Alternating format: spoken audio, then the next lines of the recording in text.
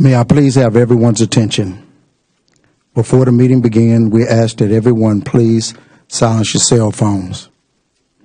The Fort Bend ISD Board of Trustee meeting is an open meeting for the public to observe the board conducting district business. Therefore, patrons may only address the board during the designated audience item section on the agenda. If you have printed materials you want to give to board members, you must provide them to me or any officer present, and we will provide them to the board.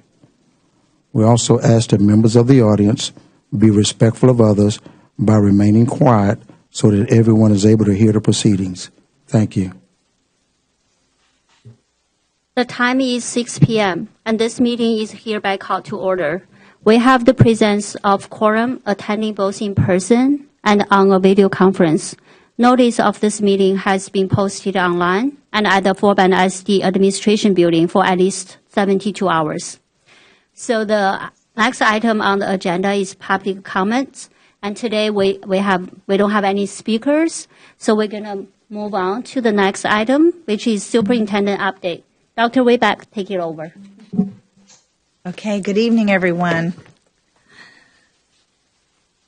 Well, there's lots of people here that may be a little tired from Saturday evening's Education Foundation Gala. Always a treat and such a celebration of community in our area. It was at the Marriott Sugarland, and everyone danced the night away. It is the biggest fundraiser of the year for the foundation, and they raise lots of money to support our schools, our teachers, our staff, our students, and just like you see these ROTC Clement students who were helping volunteer that night. So they support so many kids and adults. This was the 30th year for the gala. It included tremendous live and silent auctions. I take my hat off to Executive Director Brenna Cosby and her team for once again throwing one of the best parties in town for one of the best causes around. And so this year's gala raised $500,000. So what a kudos to our foundation for that. Okay, moving on, I want to congratulate Dulles High School Academic Decathlon team. They won a record-breaking 7th state championship in the finals last week in San Antonio. They took home 38 individual medals, $18,750 in scholarships, and now they advance to the United States Academic Decathlon, and they'll represent Texas at the end of April. So congratulations to them and to head coaches Kelsey Halfam and Andrew Hartman, assistant coaches Mark Rosenbaum and Casey Johnston. So we're very proud of our academic decathlon success.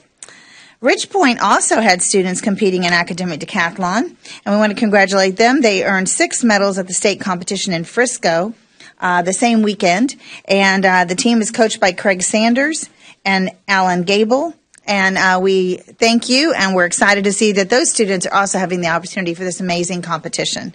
This year's theme, by the way, was the American Revolution, and it was amazing to see the questions and the level and the depth that the students learned about that topic. Distinguished Young Women of Texas, Clemens High School senior Nicole Wu has been named the 2023 Distinguished Young Woman of Texas. She was awarded $2,500 scholarship in this statewide event, and she'll compete against 49 other young women from across the country for the opportunity to become the 2023 Distinguished Young Woman of America. And those finals will be in Alabama in June. So congratulations to Nicole. Bush High School dance team. The George Bush School Illusions dance team was named overall grand champion at the Ascension Northwest Dance Challenge. They made history by being the first team from George Bush High School to not only compete in the contest, but also take home the grand prize. They earned 3 first-place awards, and here they are having fun, posing with their trophies. Way to go, ladies. Love it when we see them having fun while they're also representing. Moving on to scholar athletes, 3 Fort Bend ISD football players were recently named finalists in the 2023 Touchdown Club of Houston Football Scholar Athlete Awards. So congratulations to Clements High School's Jack Zhang, Ridgepoint High School's Peyton Farmer, and Travis High School's Drew Sisson. And just a quick note there, you'll notice that Peyton Farmer looks a little old, but you'll know that he has a cell phone in his hand, and that is his son who's already started out at Rice University. So what a very cool experience for that family. And so he had his son represented on the cell phone. So we're proud of their achievements. And moving on to 4 Fort Bend ISDs have been named Teachers of the Year by Suburban Houston Association for Bilingual Education. The honorees are Bilingual Teacher of the Year, Dil McCullis, first grade bilingual at Mission West. Elementary ESL Teacher of the Year, Lisa Simpson, fourth grade at Mission West. Secondary ESL, Dr. Rachel Butico, Hodges Bend Middle School. And World Language Teacher of the Year, Dr. Brittany Lindsay, Spanish 1 teacher at First Colony Middle School. And the winners will go on to compete in various organization citywide honors. The Impact Award this last month. Excited to announce our most recent recipient, Elsama or EJ Gonsalves. And there she is. She is the School Resource Officer at the Reese Career Technical Center. She's also known as Frankie the Dog. She wears the costume when visiting campuses and engaging with elementary students, continuing the legacy that was left by Officer Richard Frankie, who passed away shortly after creating the program. Keep up the great work, Officer Gonsalves. I know Chief Ryder and the entire department is very proud of you. And our very own Executive Director, Secondary Schools, Deidre Lyons-Lewis, was named CASA Volunteer of the Year by Child Advocates of Fort Bend. And CASA stands for Court Appointed Special Advocate. Where are you? Are you in the room? There she is, back there. CASA volunteers are court-appointed special advocates to represent children. And Deidre advocates for children involved in the child welfare system. We applaud her for making an impact in the lives of some of our most vulnerable children. Thank you, Deidre. Artifact from Shaq, and of course we have Shaq here tonight. So we've been doing this every month, by the way. We just want to make sure we point that out. Did you know that not all carbs are bad? The source of healthy carbs is found in unprocessed whole grains, fruits, and vegetables like berries and brown rice. So, fact from the Shaq. And lastly, I'll close with Marshall High School basketball playoffs. They took the team deep into the playoffs, congratulating the boys basketball team and Coach Rodney Courtney. Of course, he's a legacy within himself. We all had several of us went there, several board members. I know Mr. Garcia, Mr. Hamilton, myself. They made it all the way to the regional championship before bowing out to Colleen Ellison on Saturday. But we're very proud of our achievements across Fort Bend ISD, and you can see the successes run broad in our district. So thank you. Thank you, Dr. Rebecca, for the update. It's always nice to hear all the positive news. So we're moving on to the information item. So is Ms. Martinez going to take it over? Or who? The first one is Almeda Crawford High School update. Yes, and we've asked Principal Keith Fickle to just give you a beginning update on the progress for Almeda Crawford. Sorry, did you have more to say, Dr. Mintz? I apologize. I'm just going to repeat what you said. We have Keith Fickle here to give progress updates on Crawford High School. We're very excited. I know Keith is excited to share the information about the school opening in the fall. Thank you, Dr. Mensah. Vice President Day, Dr. Whitbeck, trustees, thank you for having a minute for me tonight to update you on a few matters, just a couple of slides and a couple of minutes to give you an update on progress happening for Crawford since the last time I visited with you. So what you see here on the slide is is it not on? Get a little closer? Okay. Okay, so what you see there, it's a little bit dark, but you see like a branded or themed slide with our signature teal color of the front entrance of our building. But in the next couple of slides, what I wanted to bring to your attention are some photographs of different areas of the building. But I want you to keep in mind, though, that the pictures you see, the building is still in progress. So some things you won't see furniture. Although we have that is being ordered, and we have some really great furniture, some flexible seating, collaborative seating that's going to be really wonderful for our students to take part of. But there's also some graphics things and other things that you won't see done yet. So just keep in mind that the photos you see are still works in progress, though the building is nearing completion. So in this picture, what you see is a representative photo of the idea of the building itself being a canyon concept, where basically there are two structures with a central gated courtyard that facilitates student movement, And what you see in the top left picture, the north side is on the left and the south side is on the right. The south side contains 4 different learning communities, all pretty much identical in many respects, except maybe for some decor and maybe some different types of special education spaces. But what you'll also see in the next picture, in slide number 2, or the picture below, you'll see a picture of the cafeteria. In that picture, I was limited on the number of slides I could present to you, but the scale and the size of the common area, the cafeteria, is something to behold. And if you look at the picture on the top, you'll see a bridge, a walkway that connects the south end of the building, the learning communities, with the north side, which contains the 3 gyms, the cafeteria, and several other learning spaces like CTE and fine arts. What you'll see is in the second picture, on the bottom left, you'll see that there's a stairwell, kind of like a very grand stairwell that has a dais in the middle of it that's like a learning stair, where we'll be able to present things and project information to the community and to students from there. But the space is really large, and there's actually even an outdoor seating area to the left. If you see the glass, the glass on the left, there's actually an outdoor seating area. And one of the reasons that the building is such as it is in terms of the style is to permit egress and ingress to and from various ways in the building. And if I was to zoom out that top left photo, you would actually see a really nice gate. It's not a cyclone fence. It is a very beautiful, artistic looking gate. And there's one on the other end as well. So it's all enclosed for our students to pass from class to class. So it's, in some ways, it really looks like a JUCO or a small college concept. So that will give the kids a lot of flexibility for movement. The learning communities consist of classrooms and science labs and some instructional pull-out spaces and multi-purpose rooms. If you look in the top left picture again, on the south side of the building, that's a learning community, and you'll see a covered patio, and that actually is a double room that's a multi-purpose room that we can use for all kinds of spaces. We're going to get to, in just a minute, we're going to be talking about some of the interviews we've been doing with staff, and one of the things we're talking about is creating a modern and relevant learning environment, and this building is perfectly designed for that. We do have 3 gymnasiums and turf-covered competition fields as well. In the top right picture, you'll see the library, which in and of itself is actually a part of a bridge that covers the area from the south side of the building to the north, with a little covered walkway. Of course, we don't have furniture in there yet, but that is a very large space. It has a maker space attached to it, and it also has a quiet learning space with actually glass partitions that are movable. So it's quite open, and it's really quite beautiful.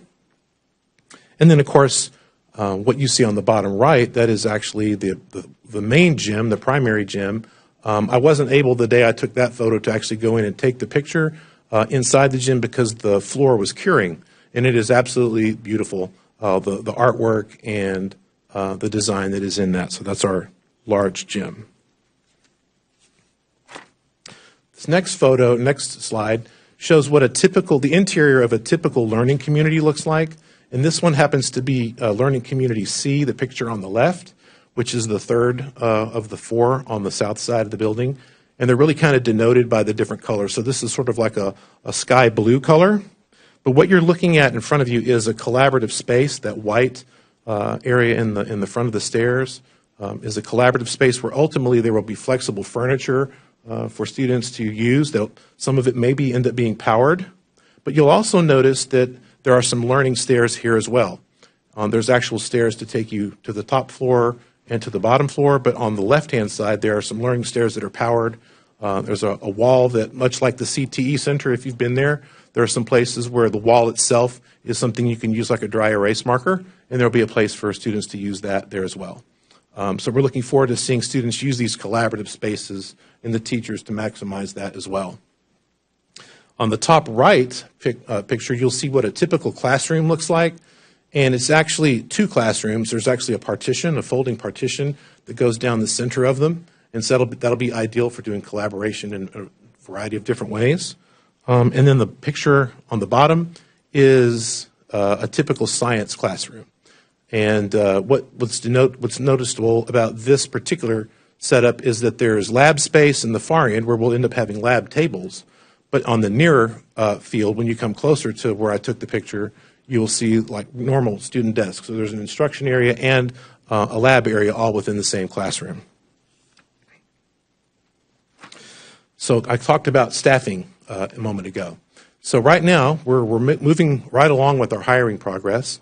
So we've hired so far an executive assistant, a lead counselor, registrar, our data clerk, and our counselor clerk. And some other people, at the time I submitted the slides, these people were identified, but we've actually named them since. So we have an associate principal and a head football coach. We do have a head band director, but we're waiting on making that public at some point. We have a lead custodian and an ADA clerk on the way as well. So we've made a lot of progress in the support in some of the content areas. And so upcoming positions that we have are an assistant principal, teaching and coaching positions that are in all of our content areas. We're doing interviews on those daily. Special education teachers and paras, athletic co-coordinator. We're working on those interviews this week. An athletic trainer, a receptionist, a librarian, a registered nurse and a licensed vocational nurse, a bookkeeper, an assessment coordinator, and an administrative assistant to the associate principal. I did realize I left off one position that we have also identified, and that is our other counselor. So we'll have two counselors, the lead and the other counselor. That person has been identified. And we are attending some district hiring events, one on March 20th. I believe that's the Nothing But Networking. And then on the 27th is a MVP event. And then on April 1st, of course, is the All-Star Talent Draft. So our team is going to be working really hard to fill all these positions. And on my last informational slide is really maybe the most important, beyond getting the right people in the right seat on the bus. And that is helping our community answer the question, what does it mean to become a Crawford Charger? But that's a question that Keith Fickle and even his team can't answer on our own. That is a question that we are engaging the community around. And so to help us with that, tomorrow our entire team, is going to go to Maid Creek High School, along with probably many of our high school students here in Fort Bend. I want to say Travis is probably bringing some kids there for a thing called the Jostens Renaissance event. And it is going to be a great event for our team to build a little bit on. But we're going to be focusing on student leadership. And I really, really want to put a priority on our sophomores who are already in progress with their learning. We're going to put emphasis with them. And of course, Mr. Madden and his team with some student leadership opportunities through his department will be helpful as well. So we already engaged in some social media campaigns, perhaps over the weekend, made quite good use of Twitter and Facebook. We were able to basically launch a lot of people. In fact, just before I came in here, I posted another person. So you can check out our Twitter feed at @ACHS_Chargers. So, but we are doing introductions of staff as we get them. We are trying now to do some highlighting of areas of the building as appropriate, informational updates, and then just celebrations of milestones. So those are things that people can look forward to on our social media. And I know that Collaborative Communities right now, and maybe Student Affairs is working on some communication with our stakeholders, but I'm working on some pieces with them as well. But really what it boils down to is back to the question at the top, the essential question, what does it mean to be a Crawford Charger? We've come to realize that with the 10th graders, we're going to have 540 school days with them to help them be ready for their college, for career, or for military, or whatever post-high school endeavor they're going to do. And with our freshmen, that comes to 720 days. And those days will go by really, really fast. But we have intentional planning underway to include the voices of all of our stakeholders, students, parents, staff, and community in the ability to answer that question. And our website is up as well. And I want to say a big thank you to the district's communications department for helping us to get that launched. And we're trying to add relevant content every day. But like the building itself, even the website is still a work in progress too. So with that being said, my last slide really is kind of captures all of what we're trying to accomplish at Crawford High School, and that is to simply forge ahead to help us create a future for our students so that they can create a future for themselves. Thank you, Mr. Fickle, for coming tonight. I'm going to open up for the board. Do we have any questions? Mr. Garcia. I just want to say that I'm very excited for you. I look forward to the tour in a couple of weeks. And go Chargers is basically it. Thank you, Mr. Garcia. Mr. Hamilton. Just want to compliment you on your school colors on the tie. So thank you. How long have you had that tie? I have had this quite a while. My Really? daughter and my wife actually got me a whole set of teal ties for Christmas from ties.com. Shameless plug. There you go. But I have a tie for every day of the week that has some kind of teal or gray in it. But so Fabulous. my wife and my daughter would really appreciate that. So thank you. Fabulous, yeah. So just so more serious note, I've heard a lot of great things about how you're helping out at Thornton, and I'm excited that the current 8th graders there who will be at Crawford next year will get to kind of, you've already got some established relationships there, I'm sure, and that will help you get on the right foot as you open the new school. So Exactly. And at the right time, we will have the same conversation with the current 9th graders that will attend as well. fabulous. Thank you. Absolutely. Thank you, Mr. Hamilton. Mrs. William, do you have a question or comment?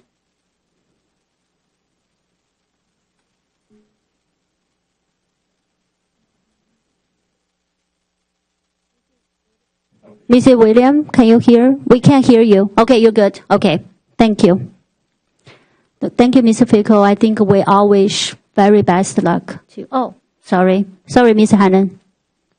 I too really was admiring your tie. I'm looking for, I know that the board is coming for a tour in the next, I can't remember the date, but I'm really excited about that. And this is going to put somebody on the spot, but when is the last time we opened a new high school? What year was it? 2010, I believe. 2010? Does that sound about right? It is correct, yes. So a baker's dozen. It's been a long time, and so it's very exciting that we're opening a new high school. So I look forward to coming, and thank you for sharing the information tonight. Absolutely. And that excursion you're talking about, I think, is March 30th. Okay. All right. Thank you. Thank you, Ms. Hannon. So, thank you, Mr. Fickle, for coming tonight. Next item, we have our SHAC for annual update. Yes, tonight, Board of Trustees, we have our SHAC Chair, Mrs. Allison Thummel. She's here to give the SHAC annual report. So at this time, I'll turn it over to Allison.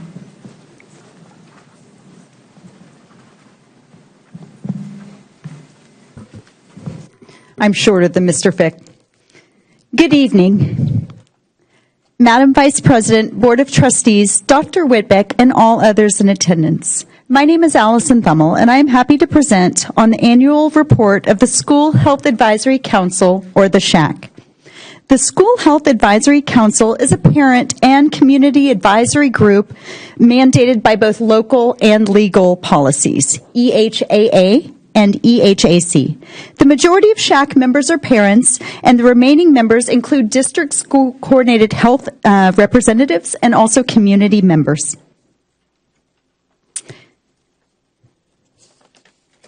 SHAC is a resource for the district. What we have accomplished and worked towards is supporting our campuses, encouraging collaboration, building capacity, and providing health, wellness, and safety resources.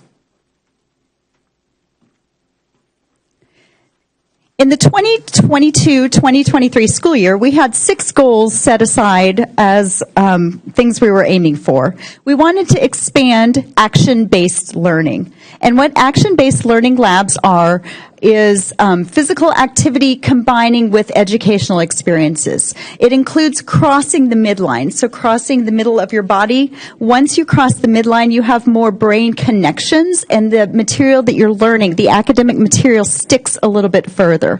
So ABL labs encourage this physical activity. They encourage movement, and with that movement comes the improved performance, reduced discipline cases. There's a lot of evidence-based support on ABLs. So we were happy to support the expansion of this program. Our second goal was on wellness recognition. We want to incentivize, we want to recognize our campus wellness champions, those people that are on the campuses plugging for health, wellness, and safety for the staff and the students and the community at large. We also were encouraging non-financial incentives, since obviously financial incentives are not available at this time. We also wanted to increase physical activity opportunities for our high school students. Some of the ways we did this are increasing our student wellness coalitions, encouraging them to have physical activity opportunities on their campus. We are encouraging PE clubs. We're encouraging staff versus students, kickball games, softball games, anything that we can do to encourage physical activity on these campuses. Our fourth goal was around communication. We really hope to streamline communication channels to promote the whole child health programs and resources in the district. We have so many resources. How can SHAC help get the word out? How can we take what you guys as the district are doing and bring it to the parents, bring it to the students? So we really worked on that communication. One of the big things we established was the SHAC marketing guide, step by step of when we're trying to implement a program, how are we getting that information disseminated? Our fifth goal was around mental health supports. We want to continue to provide mental health supports, not only for the students, but the staff. We'll discuss this in a little bit more detail in a moment, but I do want to plug the staff EAP. The benefits does have the employee assistance program. We want to make sure that the staff knows that and is utilizing that. We have to take care of you guys as the staff. And finally, collaboration. SHAC was really striving to develop a process that was going to implement the whole school, whole child, whole community, which we call the WISC model. We want that policy, want the collaboration with the Board of Trustees and the SHAC. So we have been successful in establishing that collaboration. So SHAC currently has 7 subcommittees. These are members that have a passion for these particular arenas.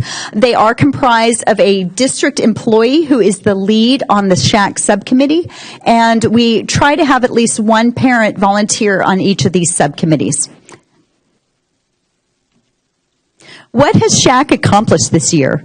First of all, we've had 100% of our campuses participating in campus wellness committees. That is fantastic news. Every single one of our campuses has a wellness committee. Outstanding. The second is we have 100% of our high schools having a student wellness coalition. So they're working within their high school to get excited about wellness, to bring activities, to bring events, to promote health, wellness, and safety on their campuses. We also did our first inaugural think tank, and I'll have a slide about that in a moment. That was tremendous, so keep that in mind, think tank. We adopted prevention support materials through Proclamation 2022. And the Proclamation 2022 has 4 categories that we're working with: domestic violence, dating violence, child abuse, and human trafficking. These are items that we as the SHAC have to make recommendations for with Proclamation 22. We will be bringing these to the board in a few weeks. And with the adoption, then these students will get this material hopefully in the month of May. So we are working towards that. We have 6 webinars that the Whole Child Health Initiative was presenting. I think we've had 4 of them. We have 2 left this semester, but SHAC has been, this year. SHAC has been promoting those, making sure that the community knows. We've been using social media to get those out. We've also had one event in August, and we're having an event on April the 5th. I will discuss that in a moment too. But SHAC has been instrumental in providing the support and working with the communication through the district and out to the parents and students. And another item I'll discuss is the SHAC inaugural legislative priorities. These are priorities that we as the SHAC believe in, and we want to present them to you in support of you recognizing them. And finally, Dr. Whitbeck has been instrumental in implementing our facts from the SHAC. We're very grateful from that. So just a little snippet of health and safety information or something to get everybody maybe not excited, because, who's excited about eating, spinach? But we want to make sure that, there is wellness and safety at the forefront of our thoughts.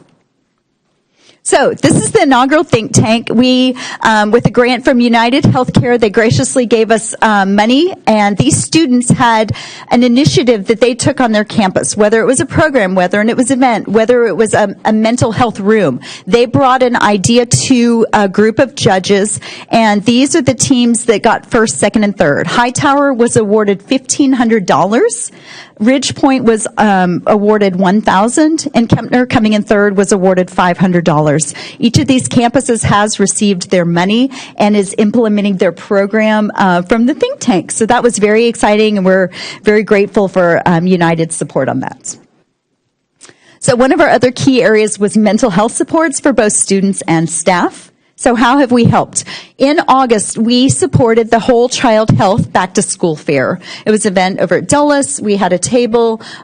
It was attended, fairly well, but we're hoping to grow that. We have another one coming up. That's the Whole Child Health Mental and Behavioral Health Fair. That's going to be at Marshall High School on April 5th from 5:30 to 7:30. We would love to have everybody attend. Please stop by. We're going to have 3 presenters, and we're going to have lots of tables. Harvest Green also told us they're going to bring out vegetable samples, so yay. Anytime we can give free vegetables, a dietitian always gets excited. So come eat some vegetables and enjoy our 3 speakers and our many tables that will be there. Whole child parent webinars. Like I said, we've had 6, we have 6 on the schedule. We've had 4. We have 2 upcoming for the next 2 months. So please try and log on. They are archived. So if you have interest, if you've missed the past 4, the last one was on test anxiety. So I would encourage you guys to go back and listen. They're absolutely fantastic. We promote mental health supports on the campus level and at a school and individual levels too. And SHAC has done lots of awareness about the district's multi-tiered system of supports, from those tier 1, 2, and 3 kids, kind of escalating the more support that they need on the mental health. So the basic, right, lots of kids get mental health support on a basic level. If we need pullouts, that would be that tier 2. And then the kids that need a little bit more specialized, we have those mental supports that need that maybe a little bit more one-on-one or external recommendations to therapy outside. So I'm going to give you a moment to kind of look at this, and then I'll explain. This is our SHAC legislative priorities. These are what we are asking both the board and the community to embrace.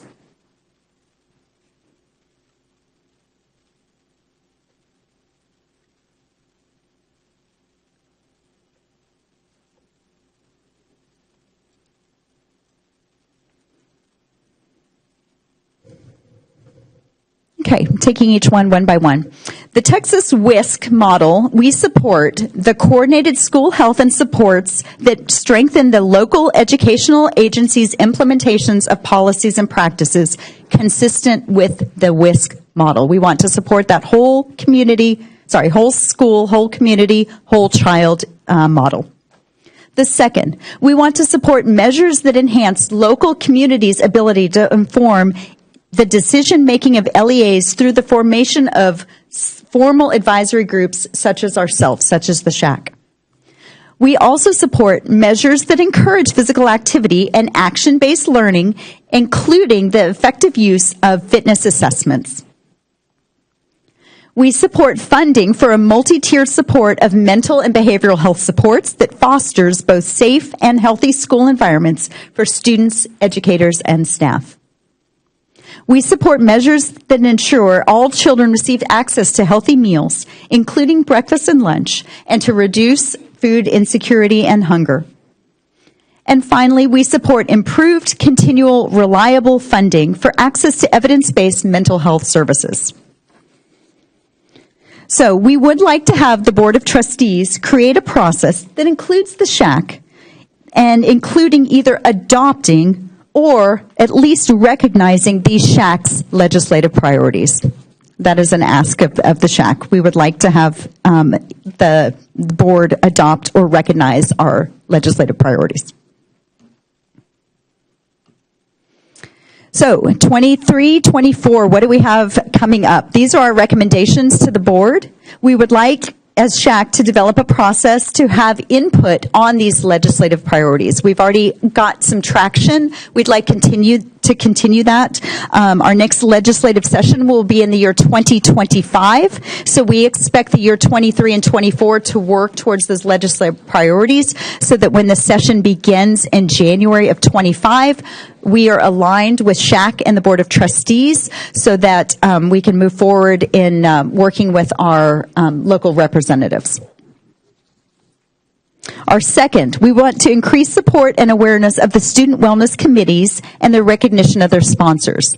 This is at the high school level. We are asking that the sponsors need to be recognized. At the high school level, we're struggling to make sure that every campus has that support that the students need so that they can be successful. So we do want to increase the awareness of that. The third, we want to ensure that the campus improvement plans, or the SIPs, include wellness strategies that are created by their own campus wellness committees. Number 4, we'd like to develop a process for the district to provide families with gun safety and storage information. Number 5, we'd like to recommend expanding the ABL, Action-Based Learning Labs, and including movement at all classrooms and at all levels. And finally, we want to expand the district-level mental health supports to all students. Currently, there are 6 feeder patterns that have counselors associated with it that can service all the campuses in the district. We are asking, instead of 6, that the Board of Trustees work towards reaching 12 campuses so that every campus has a mental health support person that they can rely on.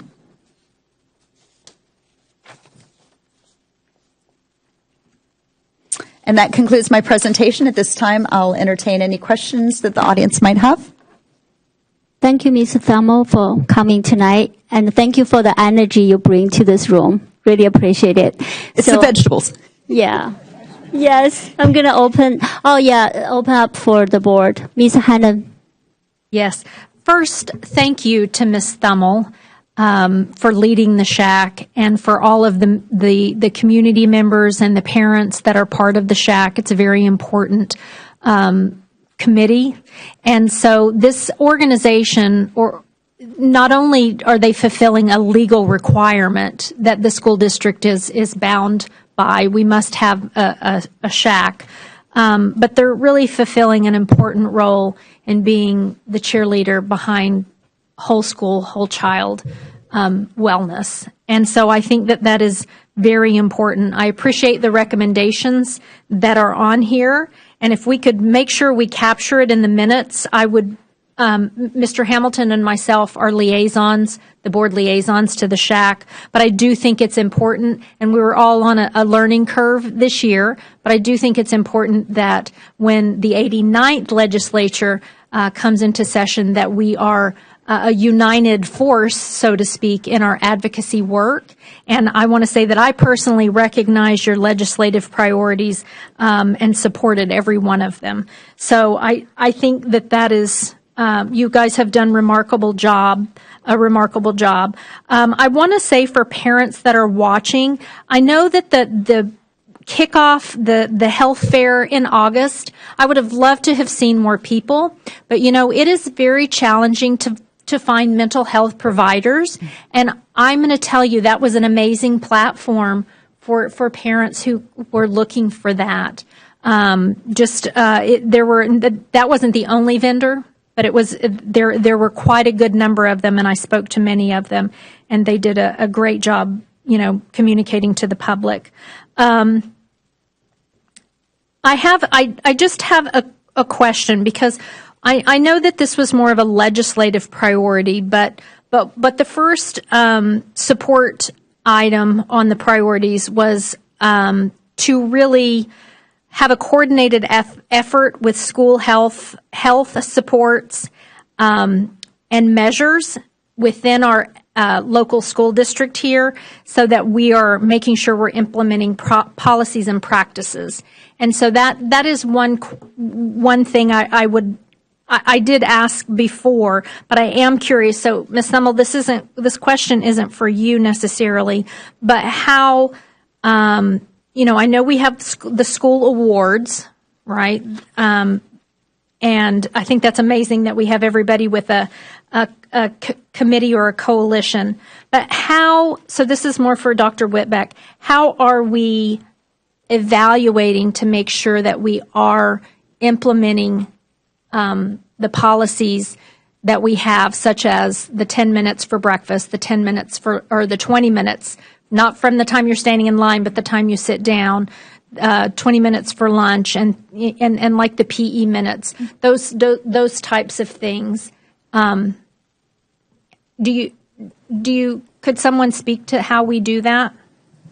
Yes, either Dr. Lawson or Dr. Mensa's team, it doesn't matter, but yes, through our master scheduling and through a variety of ways, I think, in terms of especially lunch times and things of that nature. But looks like Dr. Lawson's ready. Well, I was going to offer up Dr. Westbrook. I know that she provided some of those details today, and I think we've sent those and I to you just apologize. later I in have the not day. gotten that email. That's okay. That would be great to share with everyone. But if that's okay, Dr. Westbrook will join Ms. Thummel at the podium here and share.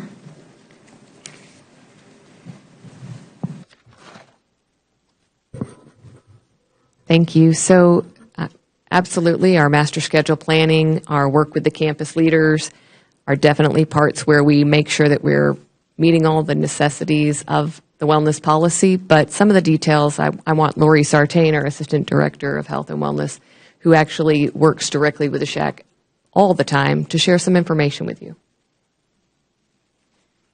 Sure. So this has been a process that we've kind of engaged through. So in about 2018, new legislation came out that said campus or school districts had to take their wellness policies off the shelf, get rid of all the dust, and look at them, and they required SHACs to be part of creating the policy.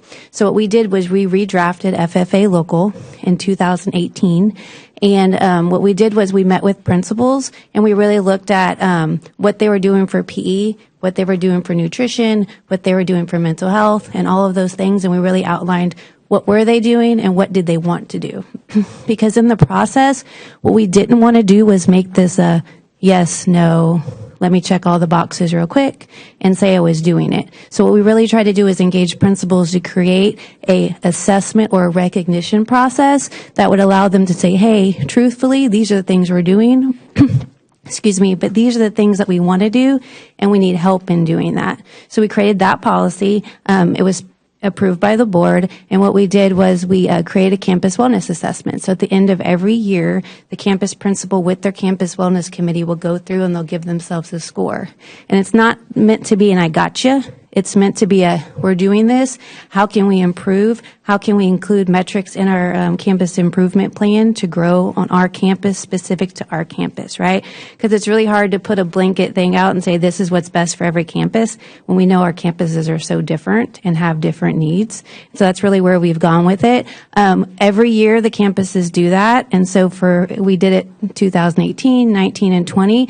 And then we took all the information back to SHAC and we looked at it again. And we said, hey, these are the things the campuses are doing really well. These are the things they're still not doing well. And maybe there were some things that we missed when we originally did the policy. So we brought the board back the policy in 2019 and then again in 2021, and the board approved it. And so we made little changes along the way. And again, just every year we're asking principals to just be honest with us. What are we doing? What are we not doing?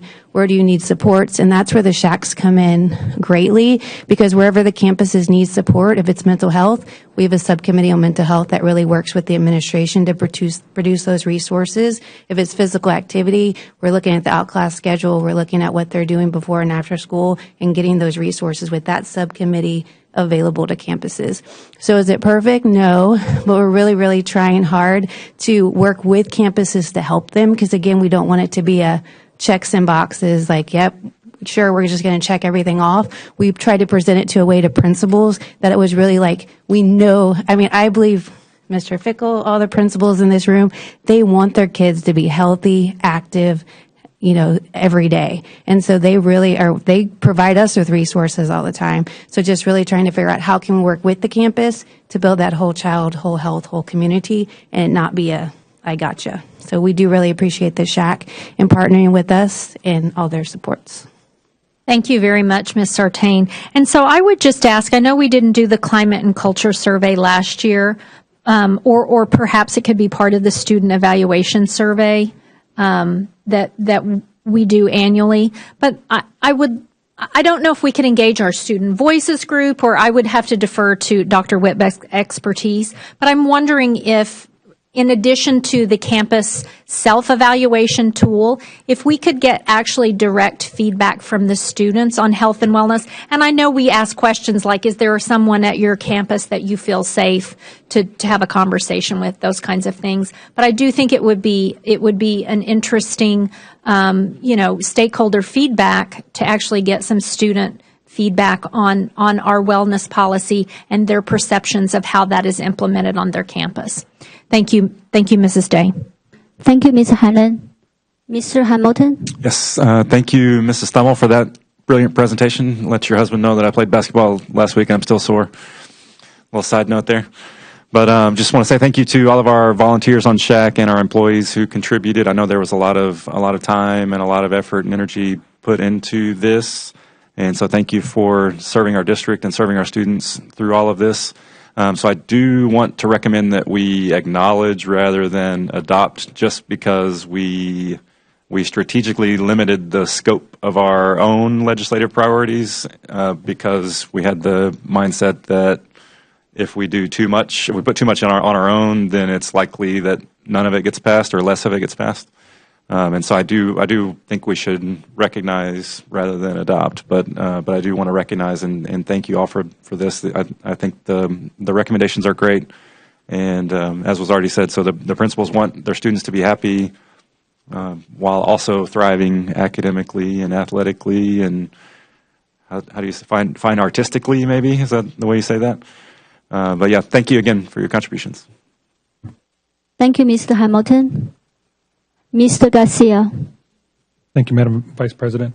I want to echo what my colleagues have said, and I want to thank my colleagues for serving on this committee. It's a very, very important committee. I'm jealous that I'm not on that committee, but and thank you, Ms. Sartain, for helping me set up school visits coming up for our Kickstart kids. I definitely wanted to go in and not take part, but just observe and see how they're enjoying those activities. So I want to thank y'all for all that y'all are doing, all that y'all have done, and all that you will continue to do. So thank y'all so much.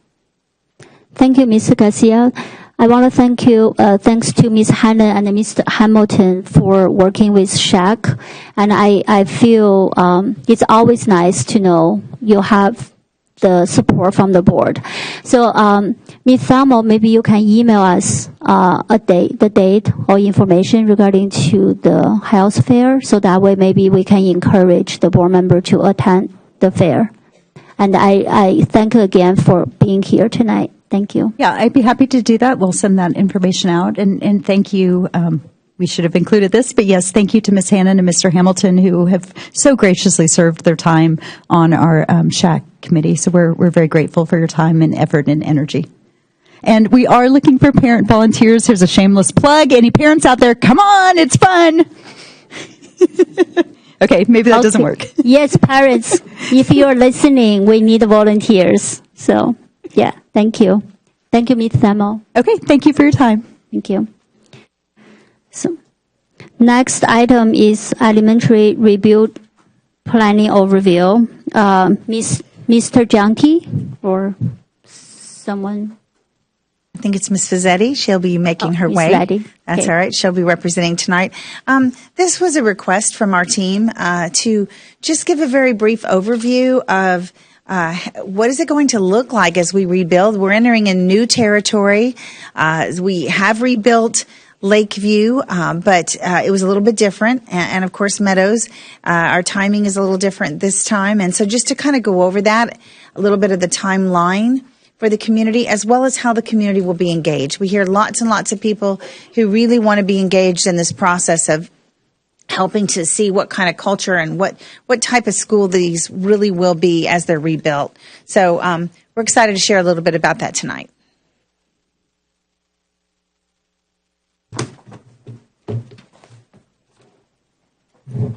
Good evening.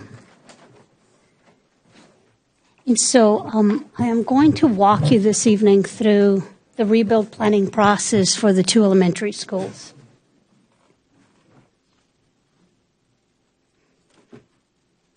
So this whole process really starts. This whole process really starts with a pre-design.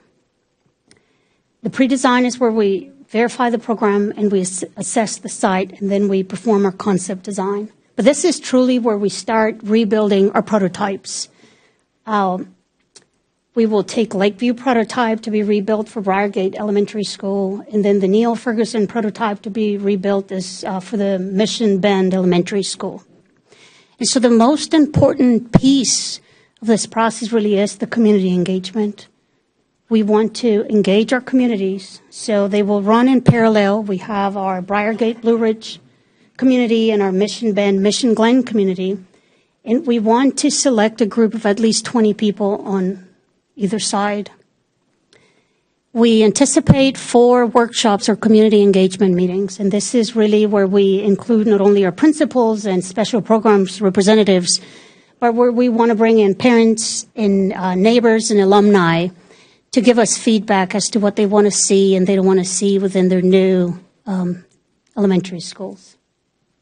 The goal here really is to select community members that are willing to commit through the 4 workshop meetings, because the meetings build upon each other. And so we want commitment from our community so that they can attend and participate and really provide feedback every step of the way. And during our final workshop meeting, the goal really is to compile everything we received from the community, show the results of that information gathered, and really talk about how we could modify the prototype to best fit that community in particular. And so the first workshop and the pictures you see are actual photos of what happened with Lakeview community engagement process.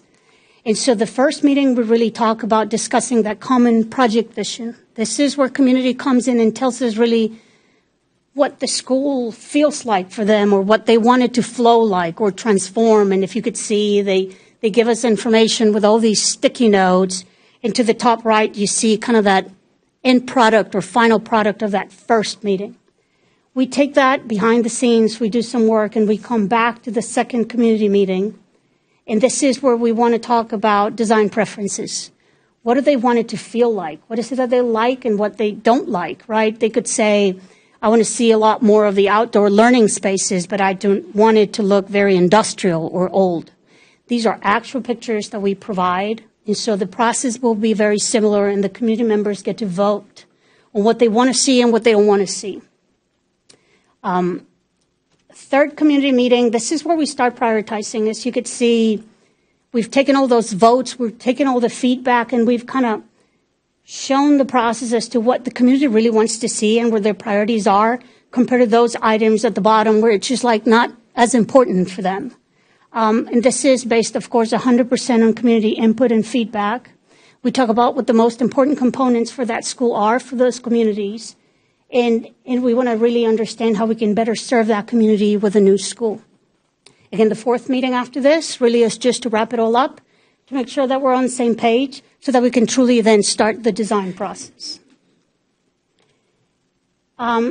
This is just to start showing you and giving you an idea of what that Mission Bend will look like. This is the main entrance for James Neal Elementary School. And so the facade really gets tweaked to fit the community where that building is going to be at. Of course, we want to get feedback from the community members first, and then is when we start the design process. For Mission Bend, this is really how the learning courtyard will look like, and the library media center. The beauty about the Neil Ferguson prototype is that we have tweaked that building and really perfected it to a point where it is one of our best buildings, and we want this community to benefit from that. Then we have Briargate. That would be the Lakeview prototype. Lakeview really sits in the heart of a community, just like Briargate is. The architect has really done a good job on taking those surroundings from the neighborhood, listening to the community, carrying over historical or important components from that building into the next building. And we want our Briargate community to benefit from the same things that Lakeview community did. These are the collaboration spaces and, of course, the courtyard design for Lakeview. The beauty about Lakeview, it is a very good design within a very tight site. And so the same really applies for Briargate. It's a tight site. And so we want to be able to deliver something powerful for that community. And finally, I really want to show you the timeline and why we're here today. We have to make decisions and take action now so that we can truly follow through with our word and commitment to open these 2 schools in the fall of 2025. And so a lot has to happen from now to then to make sure that we really make it to that timeline. The first stage is the pre-design or that planning stage I just talked to you about. If you could see, we need board approval at the end of March so that we could start engaging our community for the 2 communities for the rebuild of both schools. The goal would be to have 2 community engagement meetings before the bond election and then 2 meetings after the bond election, so that once we complete that 4th meeting with each one of our communities, we can truly start design. We can start working with our architect, take all the input from the community, and start the tweaking process of those prototypes to make sure that they really fit those neighborhoods. And so you can see here that we truly need to start design by mid-May so that we can go through that entire process. At the same time, while we're working with the community on the engagement piece, we have to be able to release the architect to start working on demo drawings. Those have to happen right now. So the architect behind the scenes, as we're working with the community, they're working on the demolition drawings because we have to go to the city. We have to obtain permits for that before we could start demolition. And the goal would be to truly start demolition right after the students go home for the summer break. But for that to happen, we truly need to take action now. You could see here how those activities kind of really take their own time to make sure that we start construction January 2024, and then we get the year and a half we need to build that brand new school and open in the fall of 2025. And so our next steps, we intend to come to you in the next meeting here in March to request approval for a reimbursement resolution for not to exceed $200,000. This would be $100,000 for each one of our schools, and this would allow us to begin the process, to engage the architects, to start working on demolition drawings, and to get moving so that we can meet our deadline. We, of course, need to start with community engagement, but we have to be able to engage our architect before we can engage the community. We anticipate to procure our CMAR, or our construction manager at risk. This would be our GC, and we would be coming to you for approval in June. This is after board election, but of course the work has to happen before the bond election, really. And then again, our goal is to open the 2 new schools in the fall of 2025, and really that is why we're here. And that is all I have. Any questions? Thank you for the presentation. I'm going to open to the questions. Mr. Garcia. Thank you. What is the capacity of Lakeview now? It's 450 with core of 600. And to give you a little bit more, as we designed Lakeview, the expansion was already worked around it. And so Lakeview was designed with the ability for it to be expanded. And so we would take the Lakeview design and we would just tweak it so that it can have a capacity of 1,000 students. Okay. So, and I know that I saw in the materials that it's going to be built bigger, and I was just kind of wondering where that piece was coming from. So, and I've been to Neal, and I've been to Lakeview, both beautiful, beautiful campuses. One of the first things I remember going into Lakeview, the principals there and the assistant principals, the first things they were just saying is how that when they built it, they took a lot of the feedback from the community and preserved a lot of the natural history from the original Lakeview structure. So I want to just bring that up, and I thought that was nice. That was very interesting. We're not typically rebuilding a lot of schools. That's one situation. So as we're becoming more of an older school district, there are some schools that are in that situation. So it's good for the community to know that they're going to be involved in that process. One of the things that I did notice about Lakeview, and I'm thinking more in terms of the security, is on a lot of the classrooms they're just like ceiling to floor windows, whereas most classrooms that I've gone into, like in the middle schools or in the high schools, there's a door with a window, so it's easier to rhino lock them, close them, and whatnot. What are some of the things from a security perspective for like those classrooms that are just like sort of wide open? You can see them, it's not bulletproof glass kind of thing, or if you could maybe speak to some of that. Absolutely. And so there are a few components. One, there are new TA requirements that, they're asking us to, of course, fence all the play areas. But when it comes inside the building, we design doors that lock the pods. And so you don't necessarily see them. They're really very much kind of tucked away by the entrance of the pods. And so what happens is if there's a lockdown, each pod gets that ability we lock the entire pod. Okay, so that whole area is... The entire area will be locked. The goal is to design the building in such a way that, assuming there's a lockdown for a long extended period of time, we have the restrooms behind the lockdown space. So kiddos can continue to kind of operate in that space or that safe space. Okay. And when you're getting community feedback, and as you're taking a list of what everybody wants, and we're incorporating that in there, at what point are we saying we can do these types of things, or if we want more outdoor space, and then it's kind of like scope creep, right? So then you're like, and thinking in terms of numbers, and the dollar amounts start going up, and then at what point is it like, okay, we can do up to this amount, or we can do, so we just go back to the architect and say we need to work around this number and try to keep these things in mind, but we're trying to maintain a certain budget, I guess. So you just speak a little bit to that when we're talking with the community? Absolutely. And I think that it's a give and take process many times as we show the pictures of the different components. Sometimes it might be a change in material, right? Instead of utilizing brick for certain areas, you would use metal panels. Sometimes it's just little things that we're able to play with without really saying no, right? If there's a reason why we truly cannot do something because it deviates from our standards, then that's the conversation. But for the most part, we really want to be able to incorporate some of the things that the community wants to see in their schools. And if we really look at what they want to see, they all kind of go to the same. They want to see safe spaces, and they want to see natural light, and they want to see collaboration spaces. So for the most part, anything they want, we're able to provide within our budget and within our educational specifications. And will we be doing the same community engagement when we're talking about the new schools, the one in Harvest Green and the new in Siena, and then with Clemens, will we be doing some similar engagement with the community on some of those rebuilds as well, or any school that we build, not just a rebuild? So we have really, to this date, only focused on the rebuilds. I think that's when the community gets an opportunity to say what they liked and what they didn't like. We haven't done it for new schools, but that's not to say that it can't be done.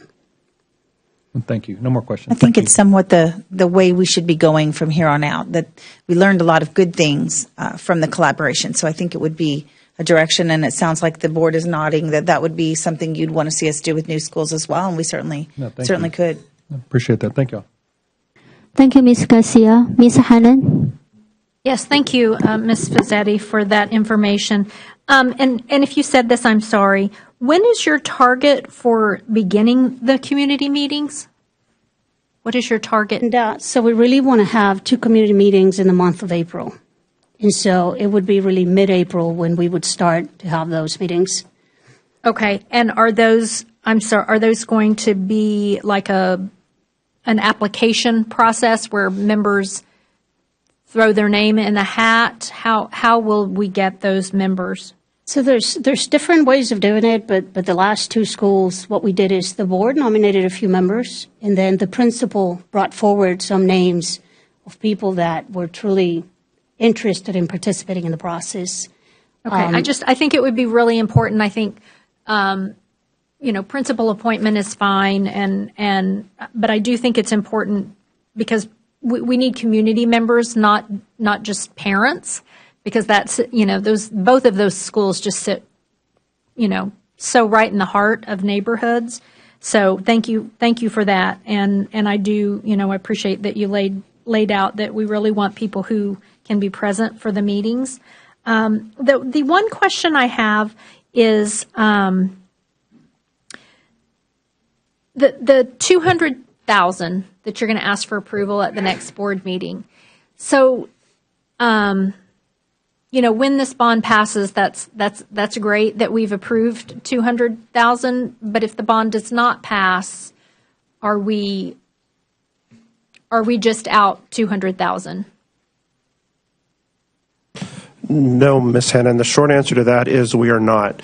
So in passing a bond resolution, we have 18 months from the time that the bond, or from the time that the expenditures are actually made, to reimburse ourselves from future bond proceeds. And so at this point, if the bond were not successful in May, we would have the option to do it at a future bond election, whether that be November, May, or even beyond that. And so those expenditures, again, are not lost, if you will. The other side to that is, at the point a bond is successful, they're immediately reclassified over. And so it's not like the general fund carries those for a long period of time. The reason we're comfortable making a recommendation for an intent to reimburse in this case is specifically because it is a relatively low amount. You may recall in the past we've done an elementary school, which is obviously significantly more. But based on the dollar amount of this and the advanced level of planning that this allows for, we felt comfortable recommending doing the intent to reimburse. Okay, and it has to come out of future bond because that's where those projects would be funded from. It can't come out of contingency money from 2018. That's a complicated question, but the Okay, short answer, then you can answer the that best offline. answer, though, to that is because these are funds for a project that is in the future and voters haven't specifically voted on it, it would be best to utilize those future bond proceeds. Could you do it? Yes, but it would be a little bit tricky and it would probably could create some complications. So that's why we recommend the intent to reimburse. Okay, and I can't wait to get these communities some light and bright buildings because the two buildings that are, as they are now, they are not light and bright. So I'm excited to see what they look like when they're built. Thank you. Thank you, Ms. Hannon. Mr. Hamilton. Yes, thank you, Mrs. Fusetti, for that presentation, and thank you, Mrs. Hannon, for stealing my question. Just kidding, but thank you for that question, and thank you, Mr. Gwynn, for the answer. So, even with that qualification, we're still spending the money today, and then it would be a little bit squishy if the bond were to fail. So obviously, we all voted yes. We voted 7-0 to put the bond on the ballot, which is exciting, and we're all hoping that it passes. But can you kind of, I guess, walk me through, so that I understand that it would be beneficial for the architects to have the 5 or 6 weeks head start if we approve it this month, and then prior to the waiting for election day. But Absolutely. Good. And so we're currently in March. If we were to wait for the bond to pass, we would truly be losing 3 to 4 months in this process. And as you could see on the timeline, it is truly a very tight timeline. And so 3 to 4 months in the process would truly mean that we don't open in the fall of 25, that then it slides through the spring of 26. And so that is where we don't want to be. We want to follow through with our commitment and truly open those buildings in the fall of 25.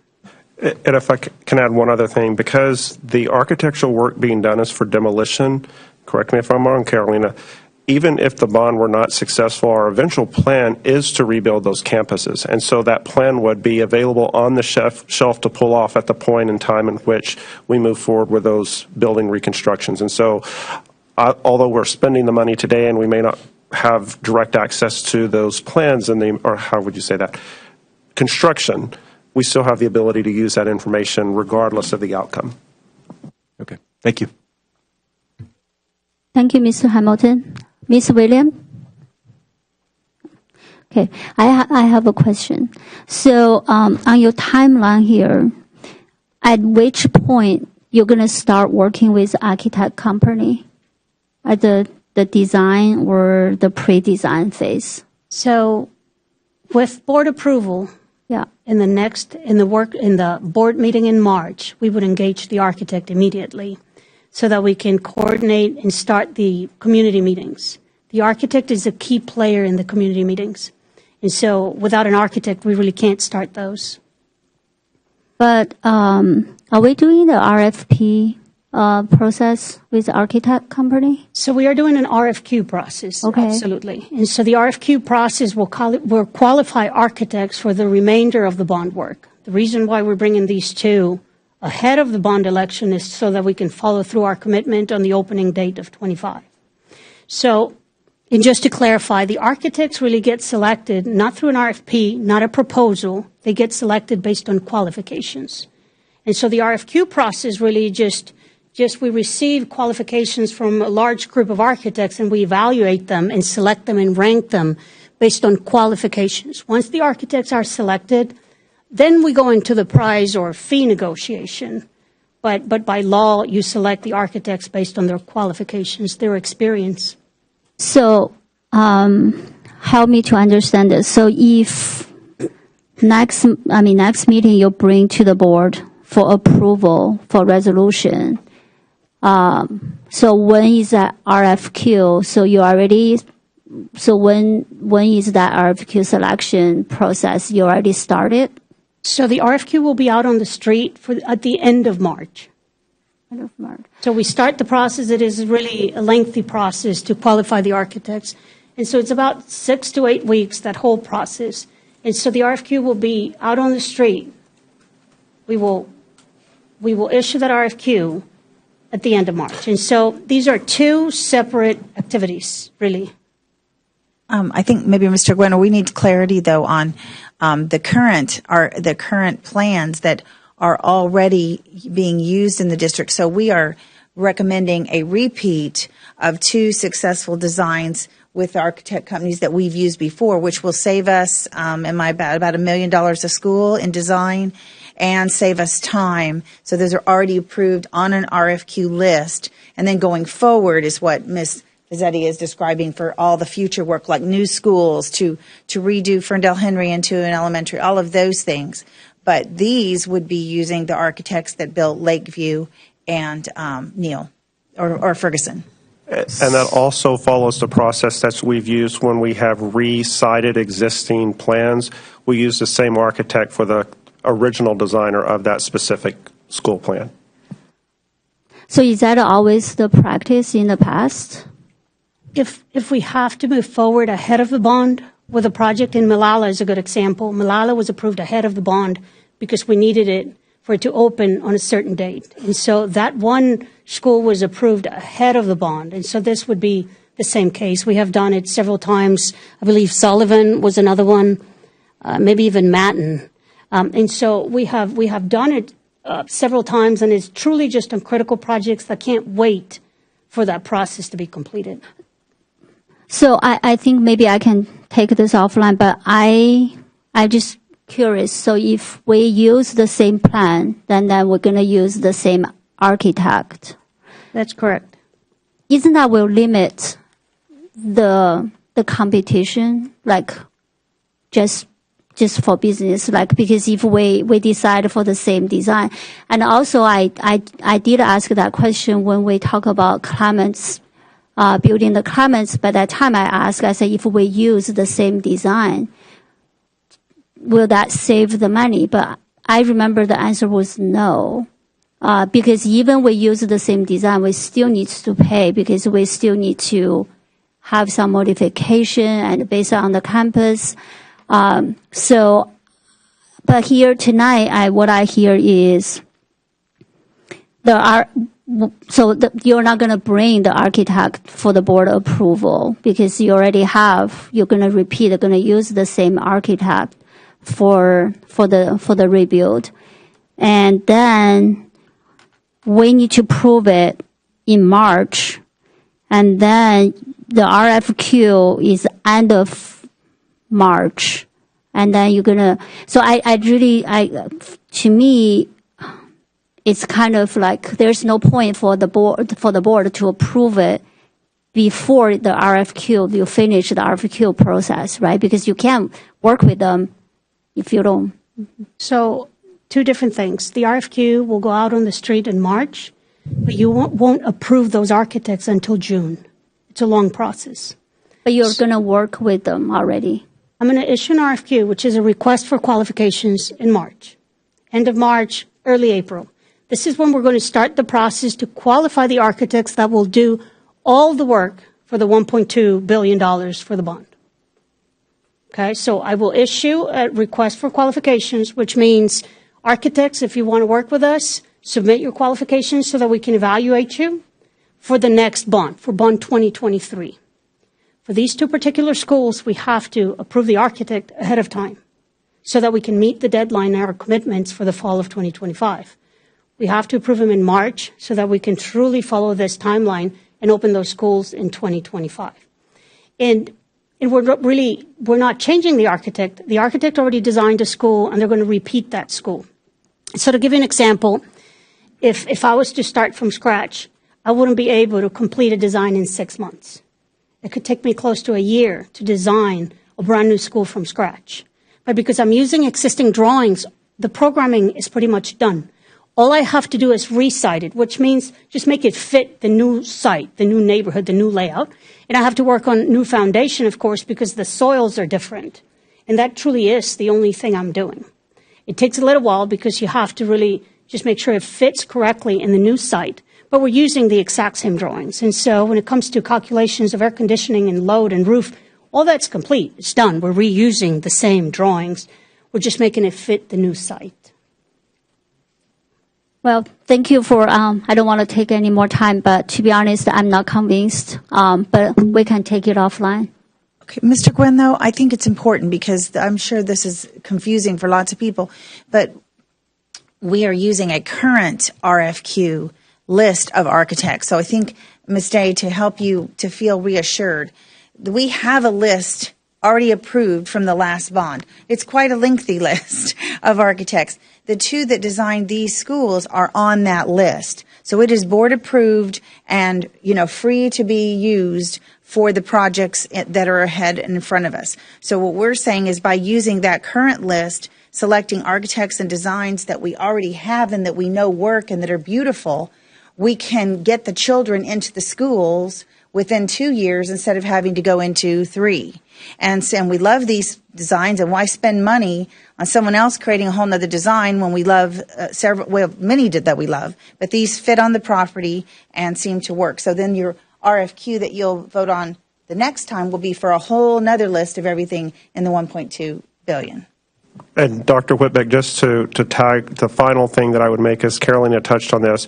This is the same process that we did use with Malala, Madden, and Sullivan as well. And so it's not something that we're doing outside the realm of normal. It's just, again, because of the tight timeline on this and because we're reusing sites, this is the recommended path. Thank you for that. Okay, we can discuss offline, but to me, though, this is taxpayers' money, right? And I understand you use your expertise and choose the design you believe fit the land or the best. But our job here is really to be the steward of the taxpayers' money. And so I would feel more comfortable if there's more reason presented to us why we choose this plan. Because basically, today I learned, basically if we choose a certain plan, then we choose the architect company. That's correct. So I really wanted to understand what's the reason for choosing that instead of the other design. And also, I do believe, as a community member, I do believe we also wanted to understand how do we prove to the community we are best spending the taxpayers' money. So that's really my question. I don't mean to have the answer tonight, but if you can provide that information, that would be great. Thank you. We're going to move on to next item, update on criminal investigation. Mr. Squarmato.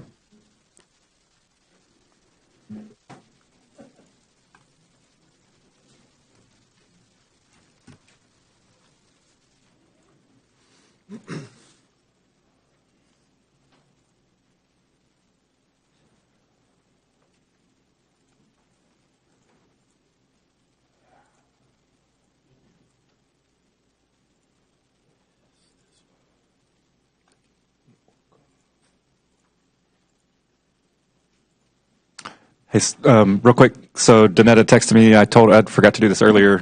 So Mr. Fickle already left, but she wanted to relay that she's very excited about Crawford opening. Thank you, Ms. Hamilton. Thank you, Ms. Williams. Sorry, I didn't see you earlier. Her audio was not working earlier. Yeah.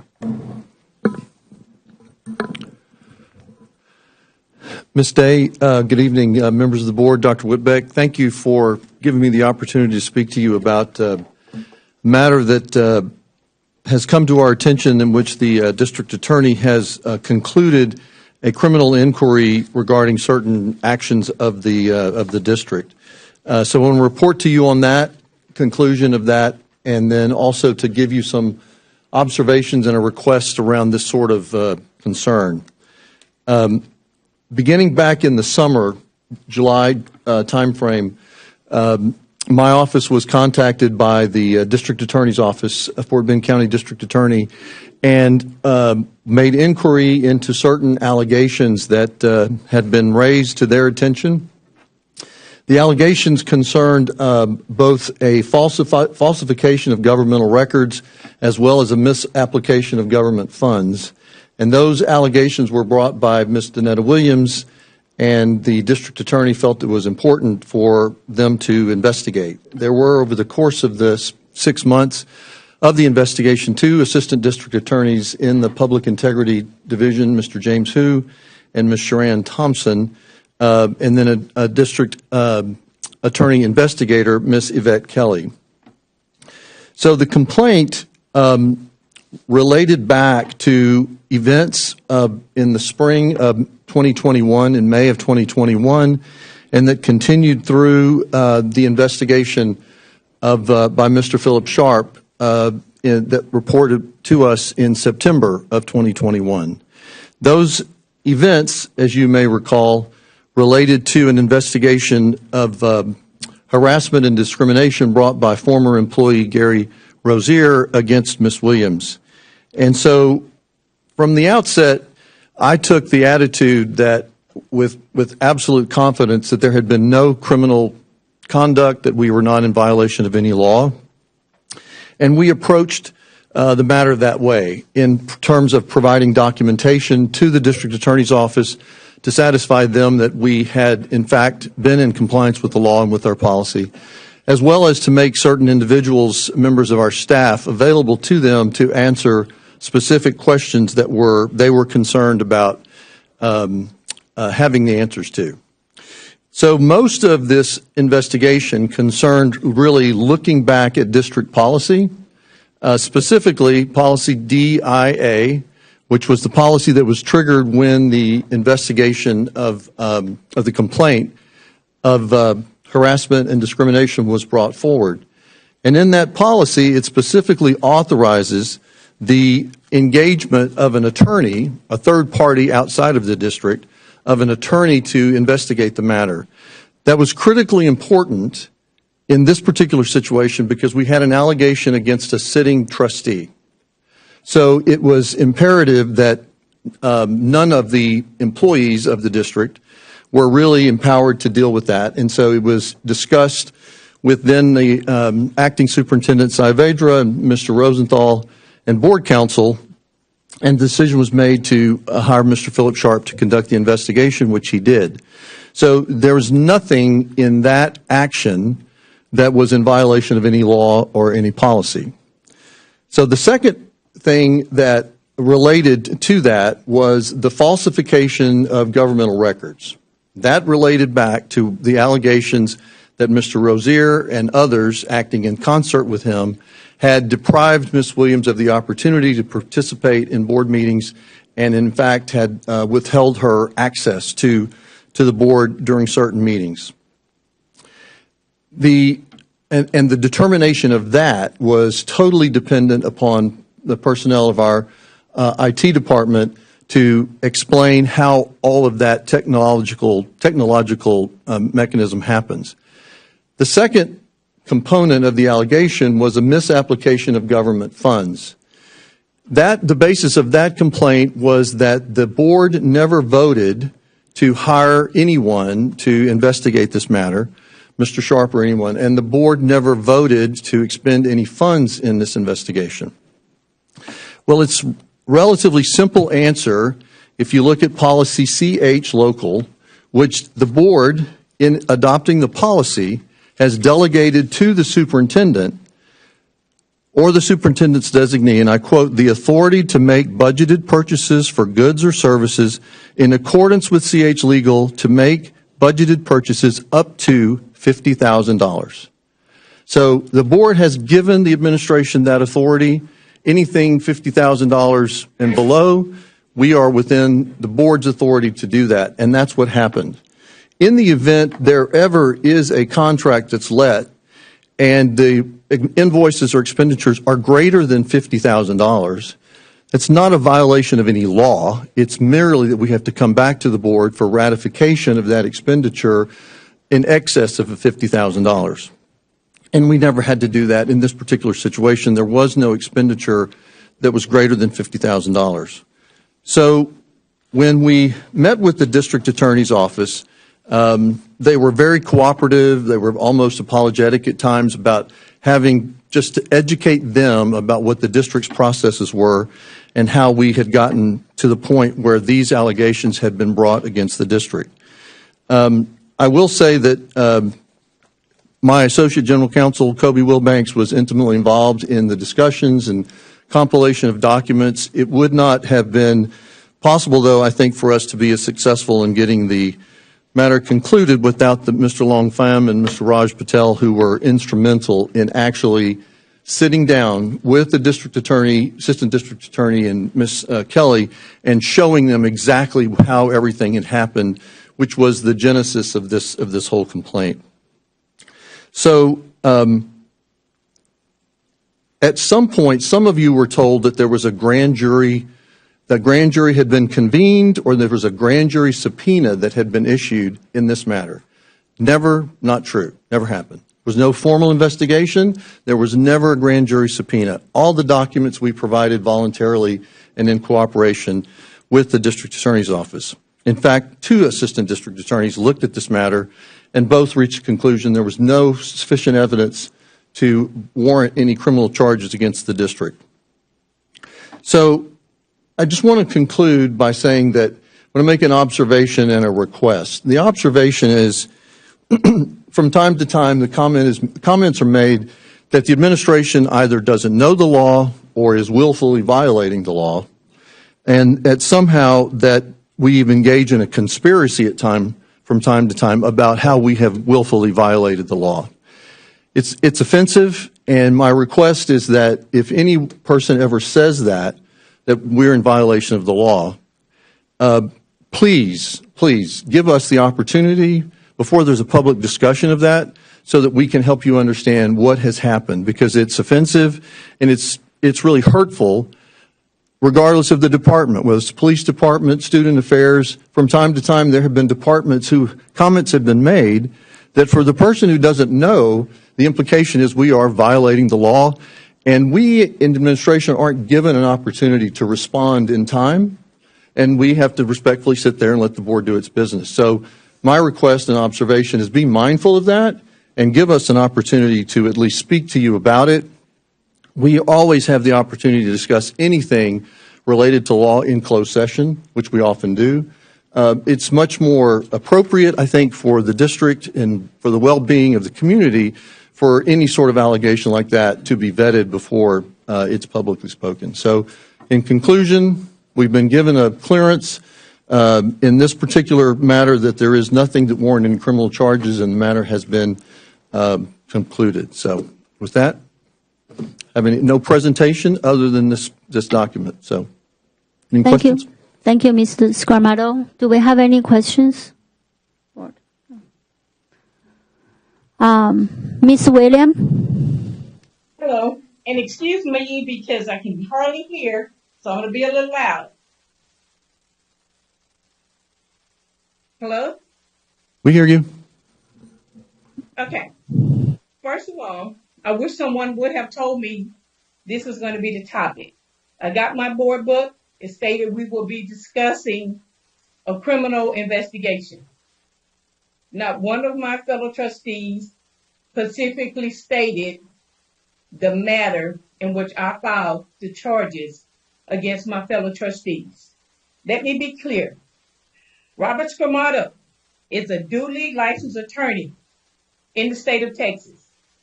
I intend to take this video to the state court. Robert Scamato knows the administration did not hire Philip Sharp. Dave Rosenthal hired Philip Sharp in a backroom deal. We know, in accordance with the Texas Education Code, Chapter 11, Section 11.051, a board, an individual trustee, cannot bind the entire board. That's a fact. The Attorney General has also opined on that fact. Again, the administration did not hire him. You guys have seen 7 tapes where Philip Sharp himself stated the board hired him. It's on video. It's direct evidence. To say that I'm disappointed with the county is an understatement. Y'all know me, you know my fight. If anyone is going to stand out there and fight for our kids, in my image, it's more than likely it's going to be me. I fought the last 15 years to my own detriment. We have him on video. He stated we hired him, guys. The board hired him.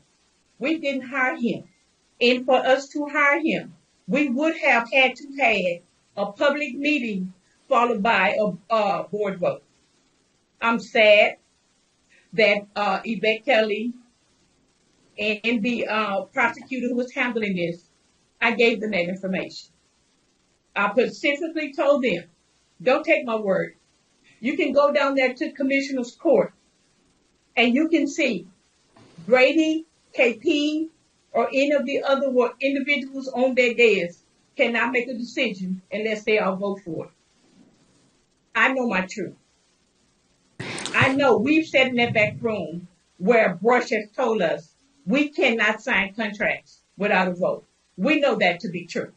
So irregardless to what Robert Scamato stated, he's an attorney and he's an employee. I have let me game.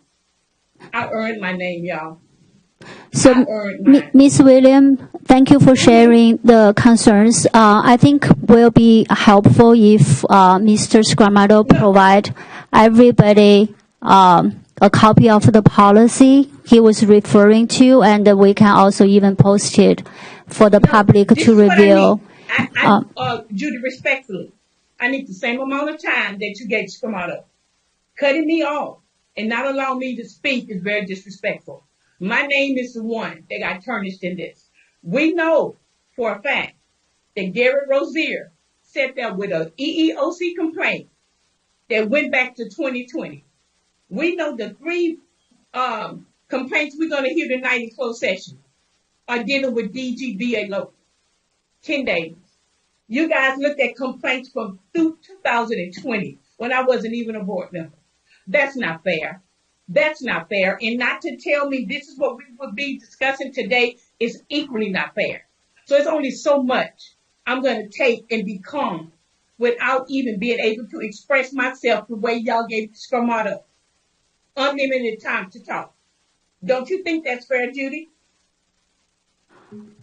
Okay, Ms. William, I've been on the board for 18 months, maybe more than 18 months, but I do learn one thing. Every story have 2 sides.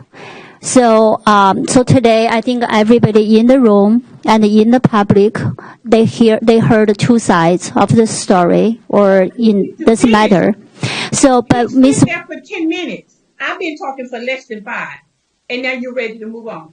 That's not fair. The reason, no, Ms. Williams, the reason I wanted to move on is not because the time, it's because the comments you made actually we already heard many times before, and we are fully aware. So it's not we don't want to respect you and to hear your comments.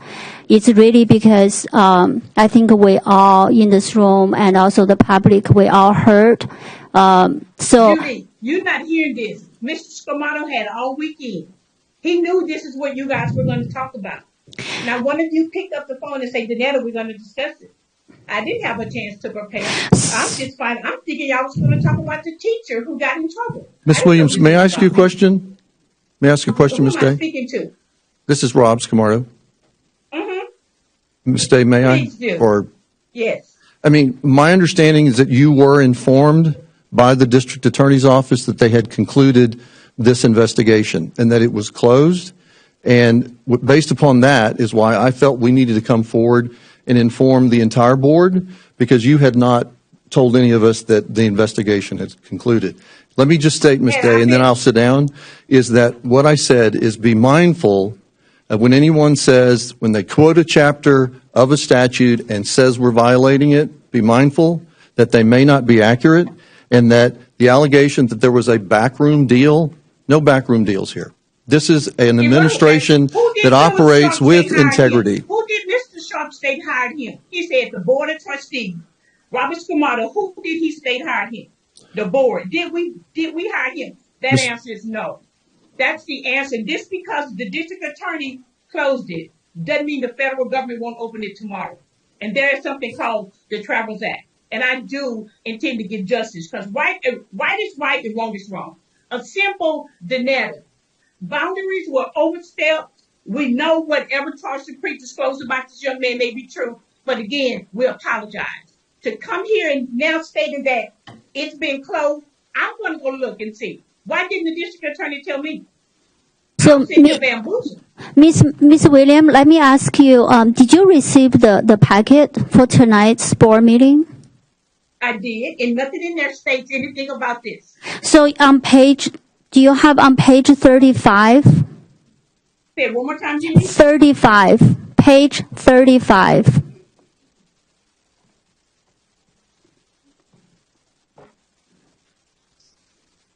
Stay while she's looking. We can conclude the rest of this if you want to in closed session. Yes. So do you want to bring this discussion further in, because this is a legal matter and also personnel matter? Do you want to? This is my thing about it. If I was an employee, it'll be a closed session item. I'm a public official, so I won't mind to be public duty. I have nothing to hide. My name is all I have. And to make like I'm going to sit here and pretend that this man didn't say on video 15 times that the board hired him and knowing that we didn't hire him, that's an ultra-virus act. The investigation was, and the contract was void because we never voted on that contract.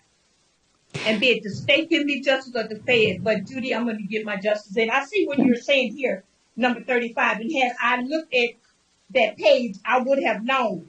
But when I look at number of criminal investigation, it's no page number. Look at page 1 of our book. There's nothing in here that's going to lead me to that. So, well, it's on the agenda. Like, if you go back to the very front of your packet, there's an agenda with page number.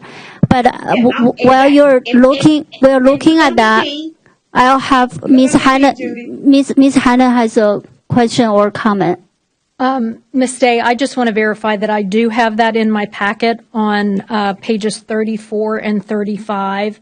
And I would also move that we end discussion on this item. I second. Thank you, Ms. Hannah, and thank you, Mr. Garcia. And we're going to move to the next item. It's going to be review item. And the first one is item A. I have to vote. Okay, sorry. Okay, so we have a motion on the floor, and we have a second. We have a motion by Ms. Hannah, and we have a second by Mr. Garcia, and let's vote.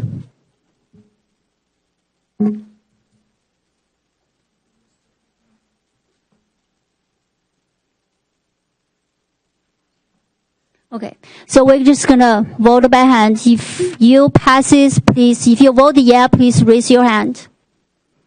Motion passes 4.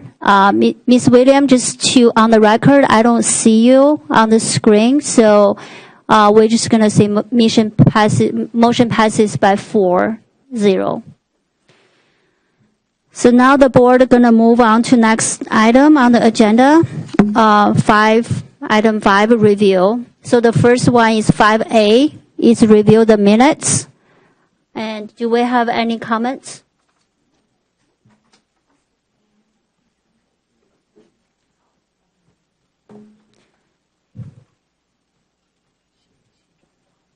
Okay. Okay.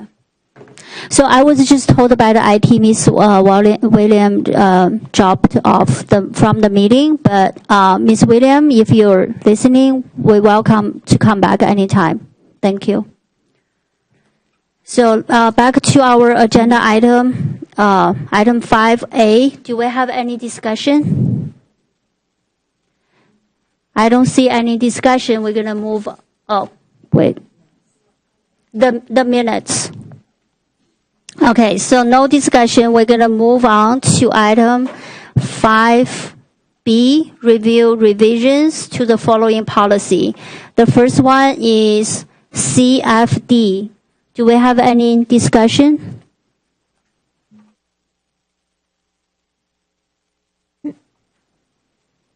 Ms. Day, is Mr. Wilbanks here today? May I ask if Mr. Wilbanks wouldn't mind just coming and giving us just a brief overview on behalf of the policy committee of these, and then perhaps open it to the board for comment? That's a great suggestion. Thank you, Ms. Hannon. Thank you. Good evening, board. You have 4 policies up for consideration tonight, covering 2 topics. The first, CFD local, is regarding activity funds management.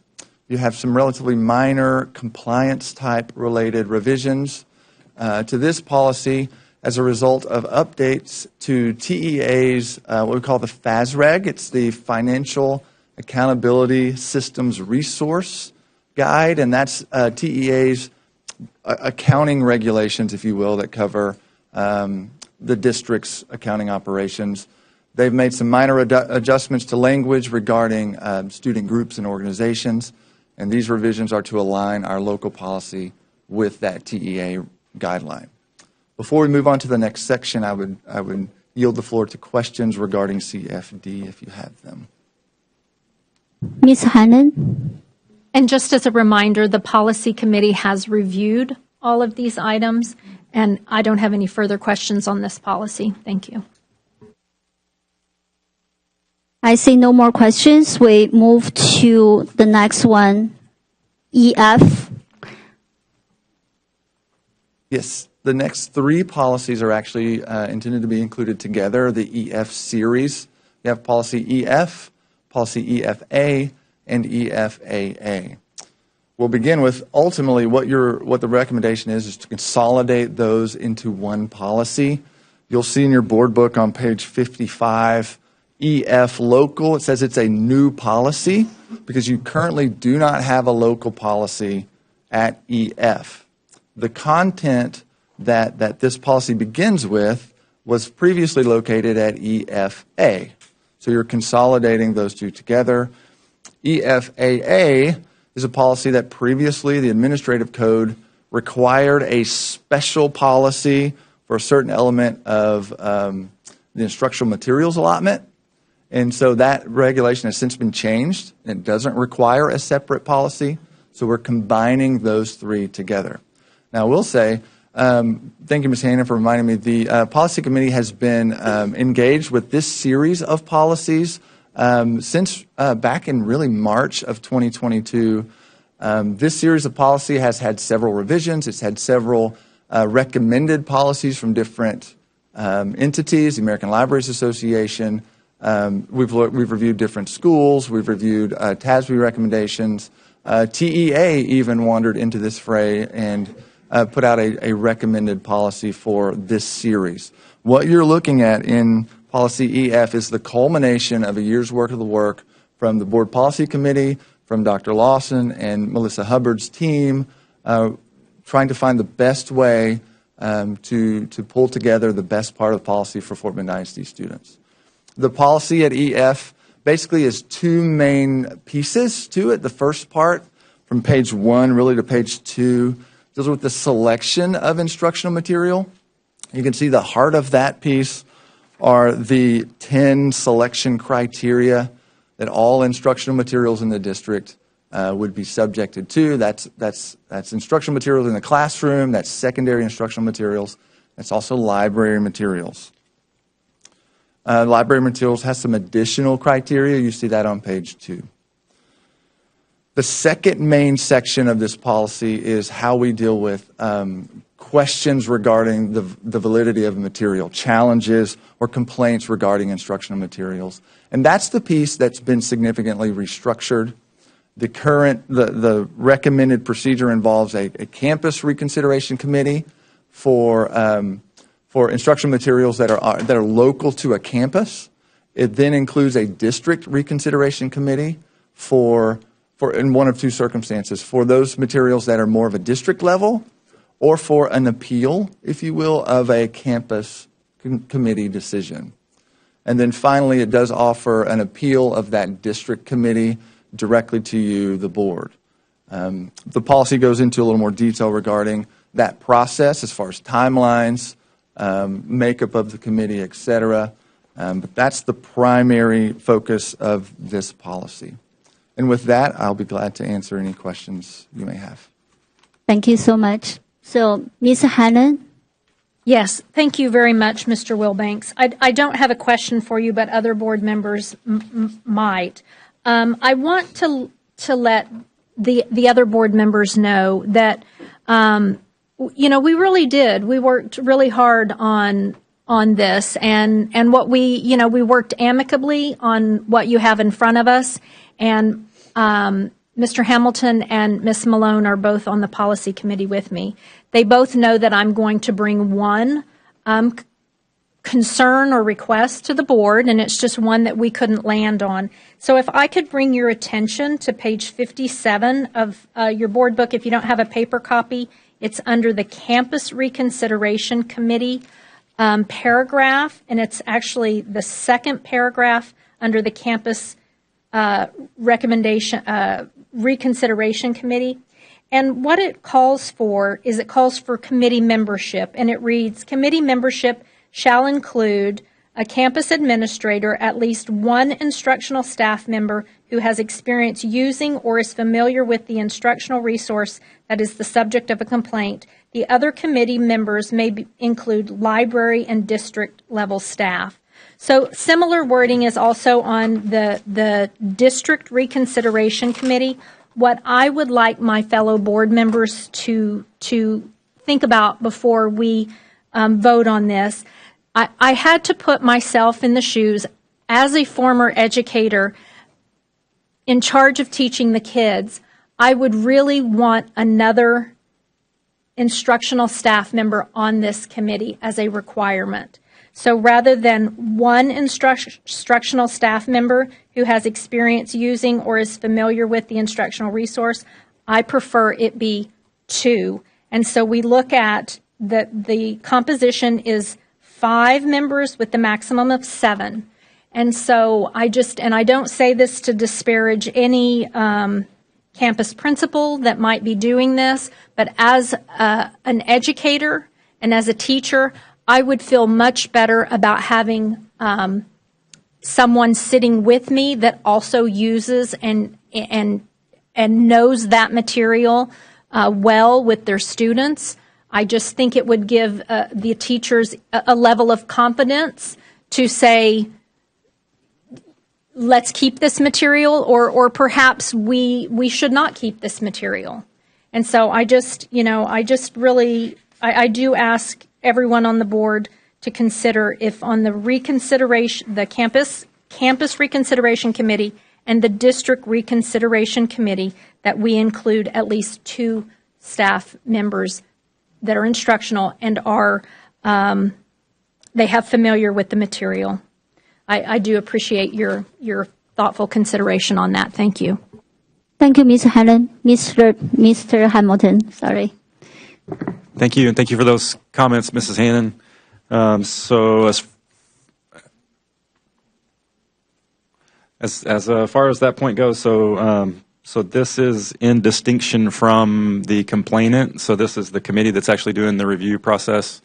And so the next paragraph after the one that Mrs. Hannon pointed out, we did want to make sure that the complainant, I'm reading here, the complainant shall be permitted reasonable opportunity to present their complaint in accordance with applicable administrative procedures.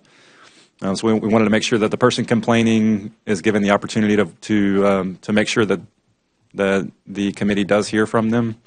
And so I think just kind of thinking through the 5 to 7 members, I think it's fairly likely that the campus would want to have at least 2 people with instructional experience with the resource in question.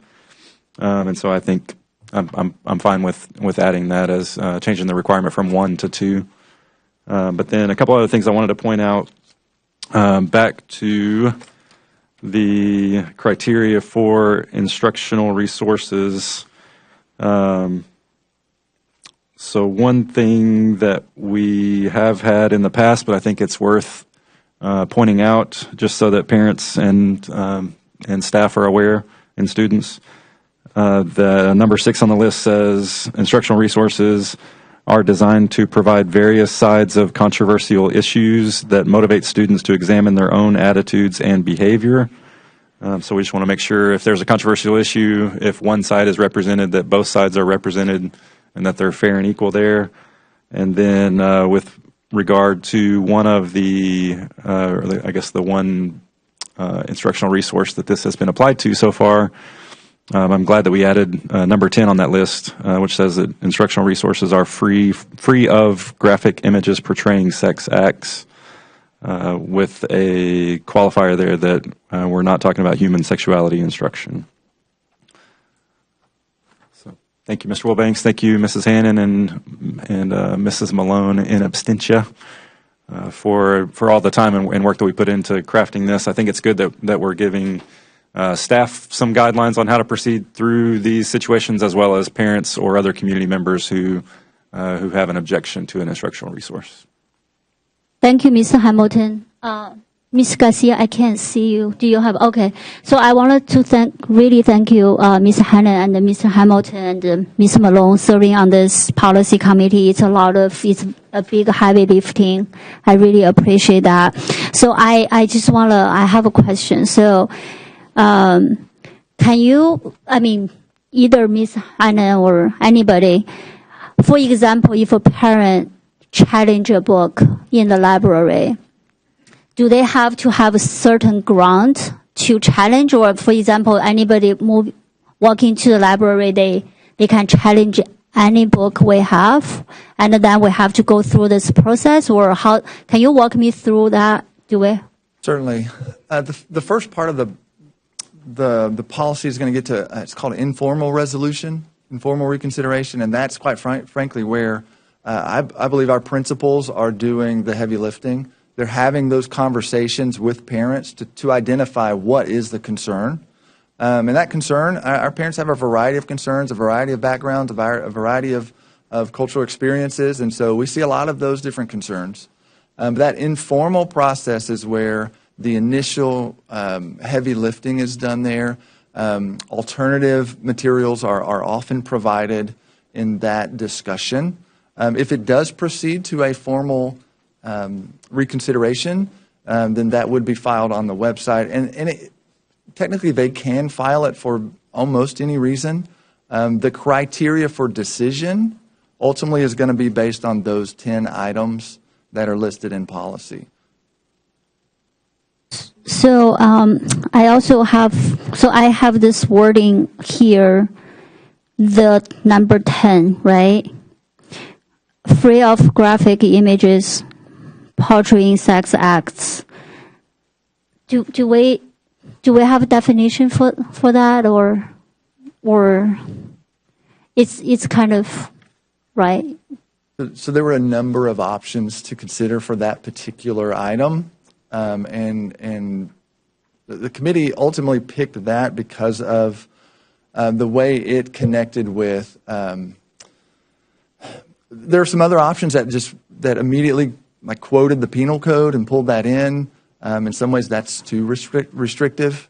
And so my understanding, the committee, of course, can add their understanding there as well, is that this was a balance between compliance with what the law has in the criminal penal code, but also with that flexibility that you need in schools to address things that may or may not be a true violation of the penal code, but are still inappropriate for our students. There's a balance in that, which is why we chose that.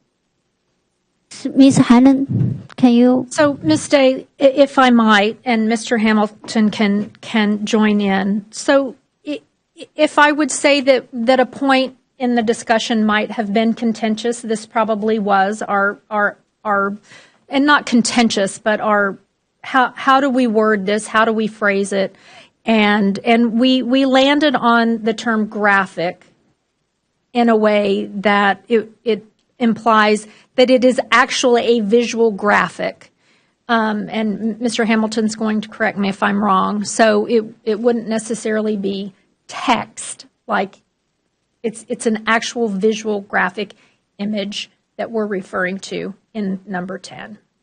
Thank you, Ms. Hannon. So basically, for example, we all know last year there's a book in our library. And by the end of the day, I believe we removed the book, but that's before this policy, here.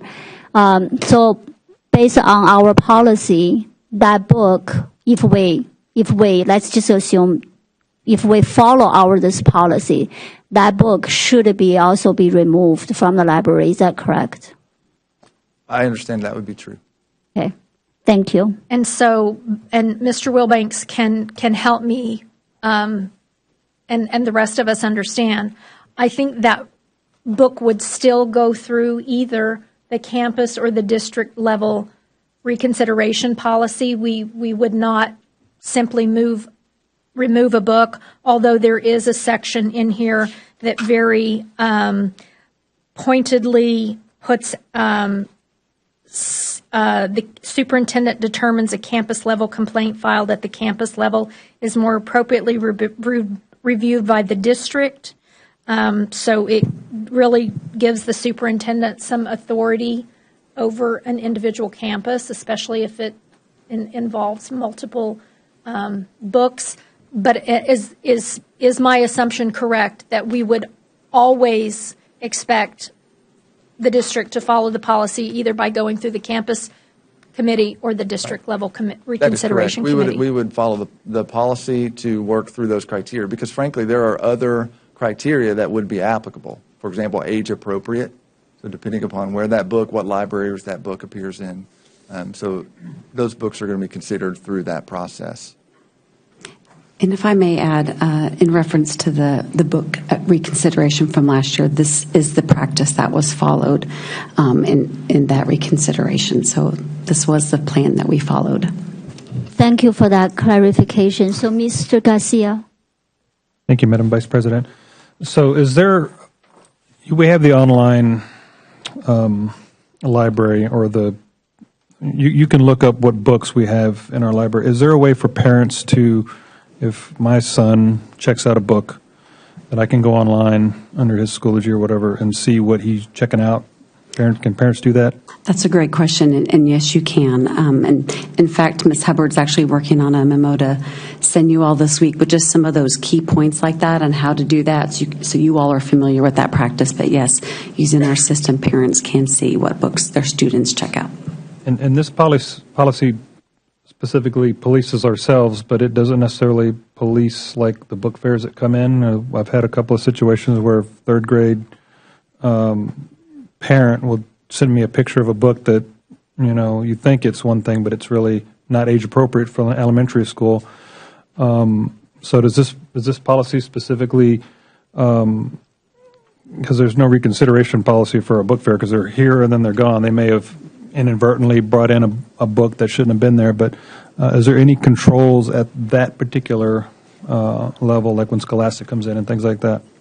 You know, this topic is something we talk with our librarians about frequently and looking at making choices, so they're more familiar with those when they're having a book fair, to be on the lookout for those types of things. Thank you very much. Thank you, Madam Ms. Vice President. Garcia. Ms. Hannon? No.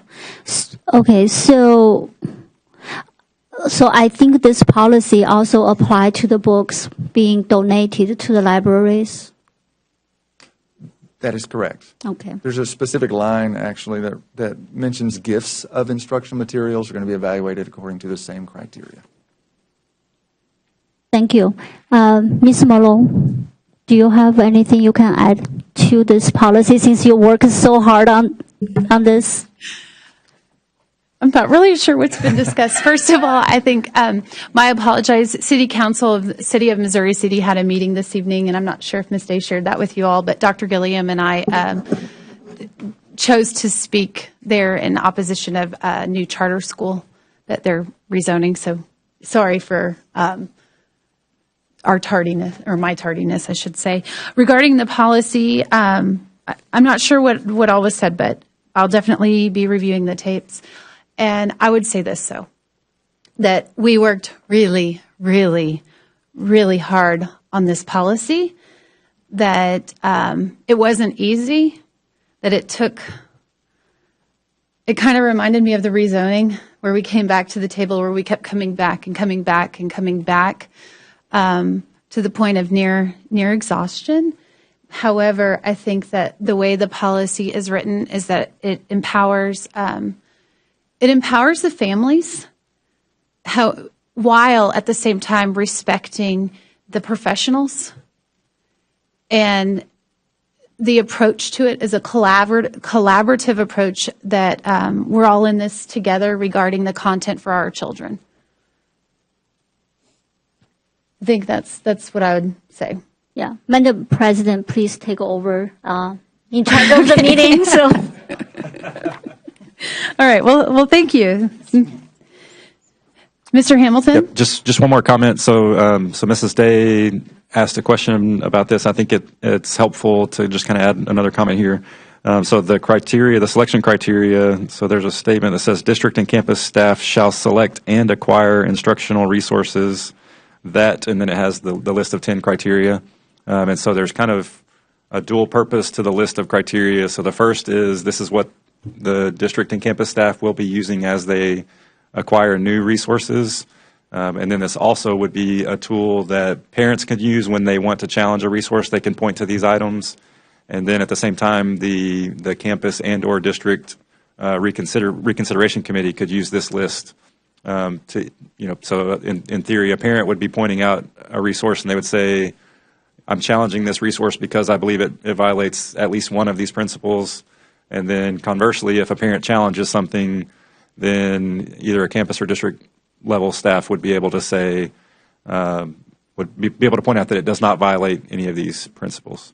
So it would be just kind of intended to be, not the entire list of selection criteria, but a good summary of the key things that we think would be things that would be challenged over, I guess. So. Okay, thank you, Mr. Hamilton. Mrs. Hannon? Yes, thank you. And if I could just add a request from staff. So when we vote on this following spring break, if someone might just clarify and bring it to the public's attention how exactly you can get into Skyward and make that request, knowing what your child is checking out. Because I believe that was part of the registration process this year, but would anyone possibly be able to miss that process when they're registering a new child? I think Ms. Hubbard, she worked closely on that. I'll have her come up and address that, but it was done at the beginning of the year. Okay, I just think that's an important explanation that surrounds this particular policy. Although it's not in this policy, it's an important question I think parents will want to understand. So it was part of the, when you do your enrollment and you fill out all those forms with all your phone numbers and medication, there was an option to opt in, but the form is still open in Skyward. So even if let's say you started the year and you were like, I don't want the emails as a parent, but then you come back around and you're like, my kid isn't really showing me what they're checking out in the library, and so I want the email. So inside of Skyward Family Access, you click on online forms, just like you would with all of the other online forms, and there's an option that says the library book email. I don't know what it's exactly called, but it's written right there. You click on it, and you can change to opt in to that email, that daily email. The infographic and the one-pager document that Dr. Lawson was referring to, we're creating it in a way that we'd be able to post it on our website as well, so that parents would be able to see that. And part of that infographic will also be a video that shows parents how they can go into their student's account through our online portal and see which books are inside of their personal library at the school. And that's also the system our kids use now if they want to put a book on hold, right? They go in and then they search the library collection and they can put books on hold. So we'll also have a video on there that shows parents and kids how to do that. And we'll post that to our website as well as sharing with y'all. Thank you, Ms. Hubbard. Thank you, Ms. Malone. You bet. Thank you, Mrs. Hannon. And Dr. Gilliam, I know you're just stepping in. I'll do what they did to me. Would you like to add anything about EF, the EF series policies? Yes, I would, Madam President. I have many questions. No, thank you. Thank you. I'm good. Good evening, everyone. All right. And Mr. Hamilton, did you want to add anything additional? No. All right. Well, then we'll move right along to item C, review of new campus positions for the 2023-24 school year. Do we have any discussion?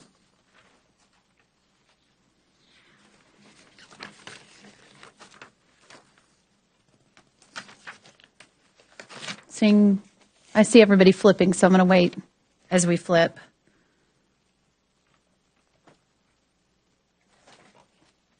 No discussion? All right. We'll move along to item D, review the purchase of bank depository services from Prosperity Bank in an amount not to exceed $50,000 for each 2-year contract period, and authorization for the superintendent to negotiate and execute the agreements through June of 2025. Do we have any discussion?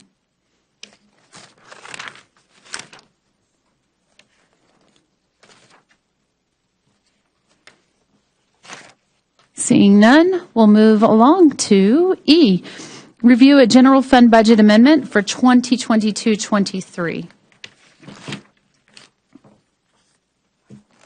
Mrs. Day.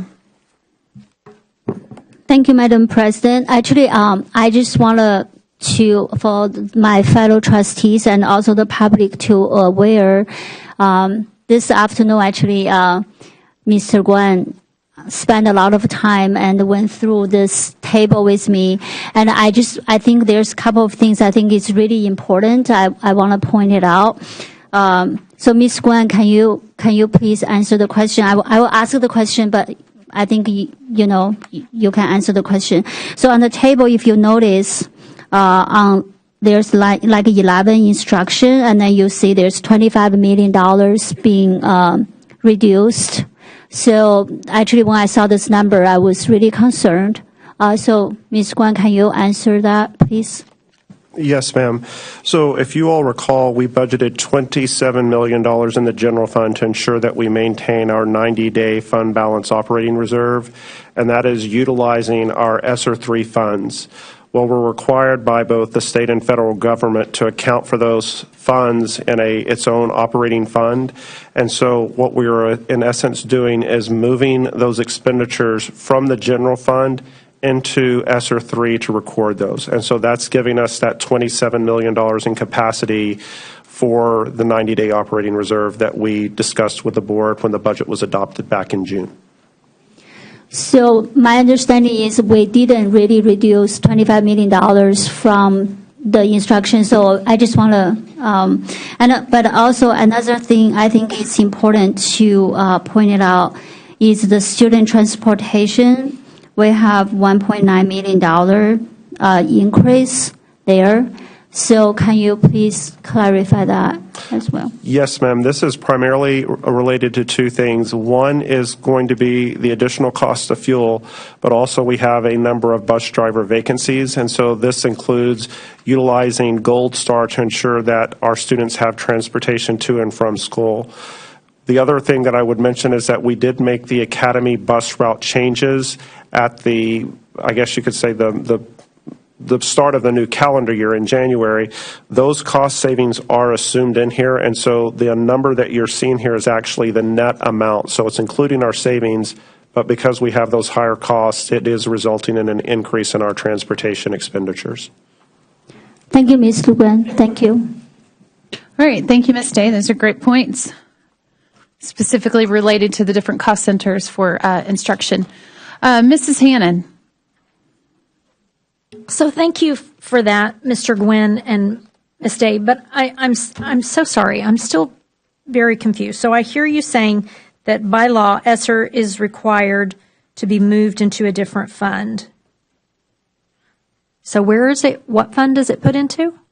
It's actually its own separate ESSER 3 fund.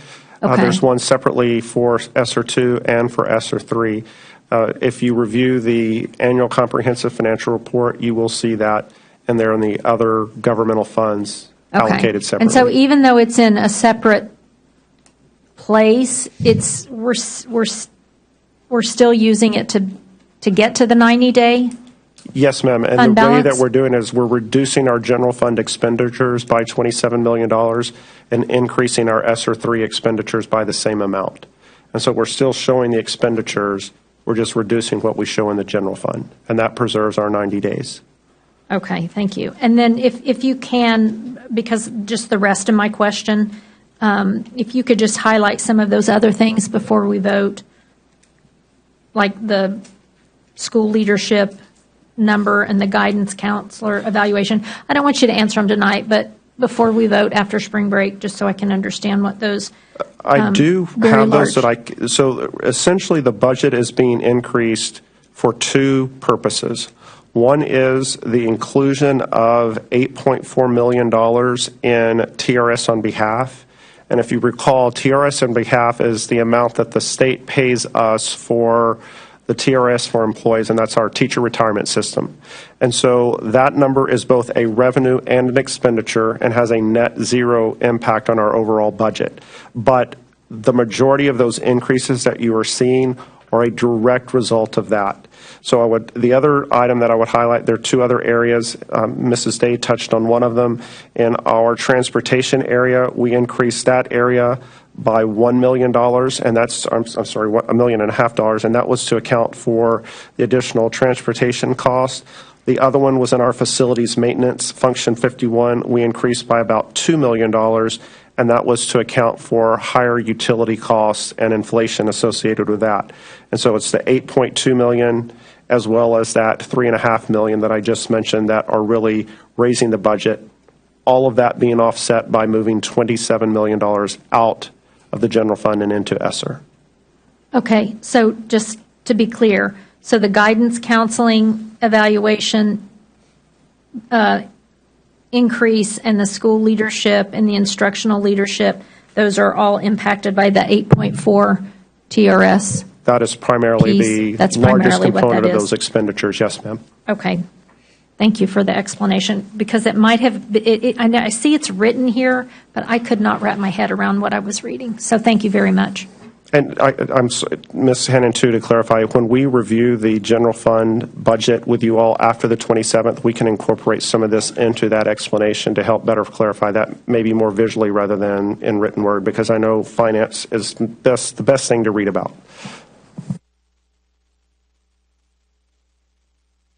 Okay, thank you, Mrs. Hannon. And that sums up our discussion for that item. We'll move along to item F, review a board resolution to submit the Victims of Crime Act, otherwise known as VOCA, grant application for year 5 of the K-12 Campus Victim Assistance Program to the Office of the Governor. Do we have any discussion? Seeing none, let's move on to item G. Review an amendment to the cellular tower lease agreement with EcoSite 2 LLC, AT&T representative, for a cell tower at Kempner High School, which extends the option period through August of 2023, and authorization for the superintendent to execute the agreement. Do we have any discussion?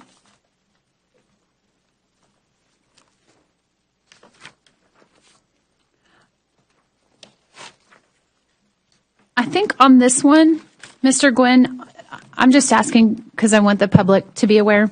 I know we've sold off cell towers and whatnot. Can you just give a brief summation so folks know what's going on with leasing the cell tower for Kempner?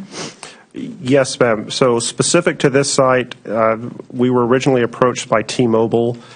As they went through the process of actually purchasing Sprint, they put that on hold and ultimately determined they didn't want to utilize the site for a tower. And immediately when they said that they did not, AT&T stepped in. The thing that I would also point out is back in 2021, the board did take action to sell our cell tower leases, during which we made about $2.4 million for selling the existing 7 sites. The primary reason for doing that is as the cell phone industry moves more towards 5G, the infrastructure that they use or the towers that they need are much smaller. And as you drive down the freeway now, you'll probably see those, or even roads, those singles, they're just a pole that's standing up.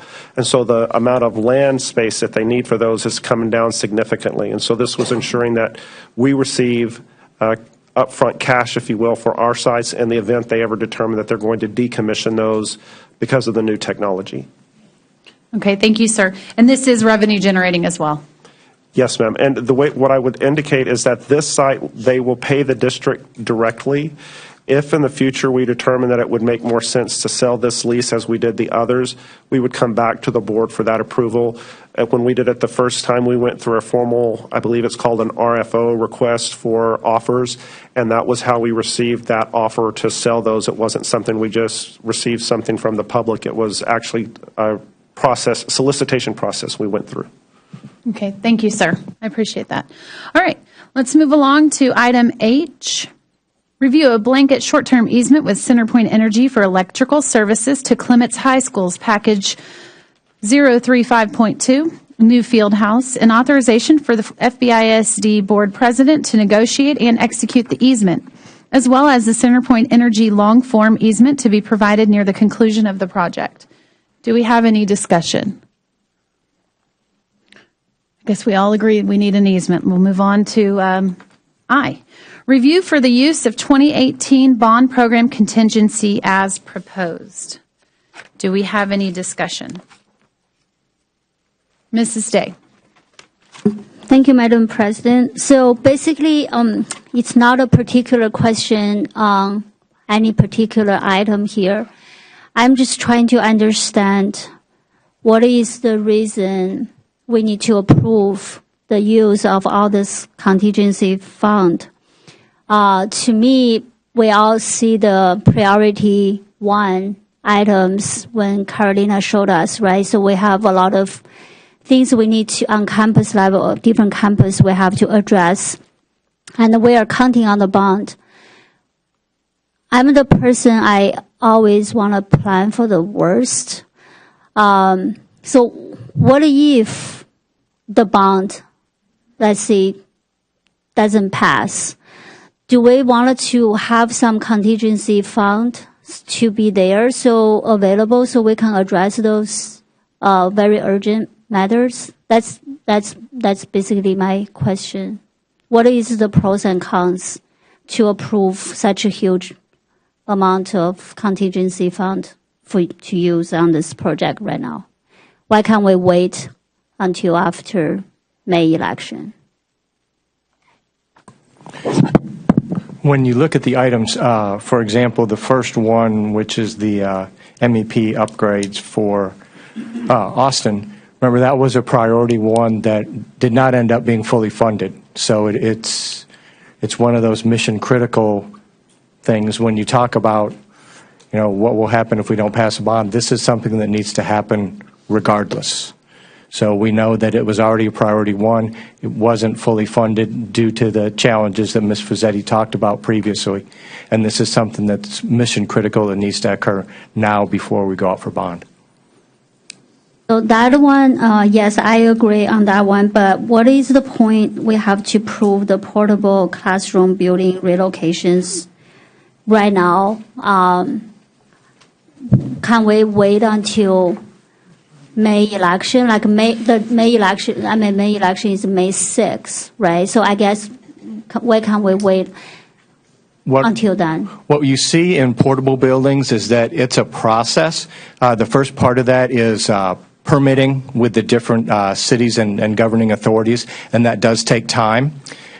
We also, all districts are moving their portables during the summer, so there's a finite number of portable moving companies.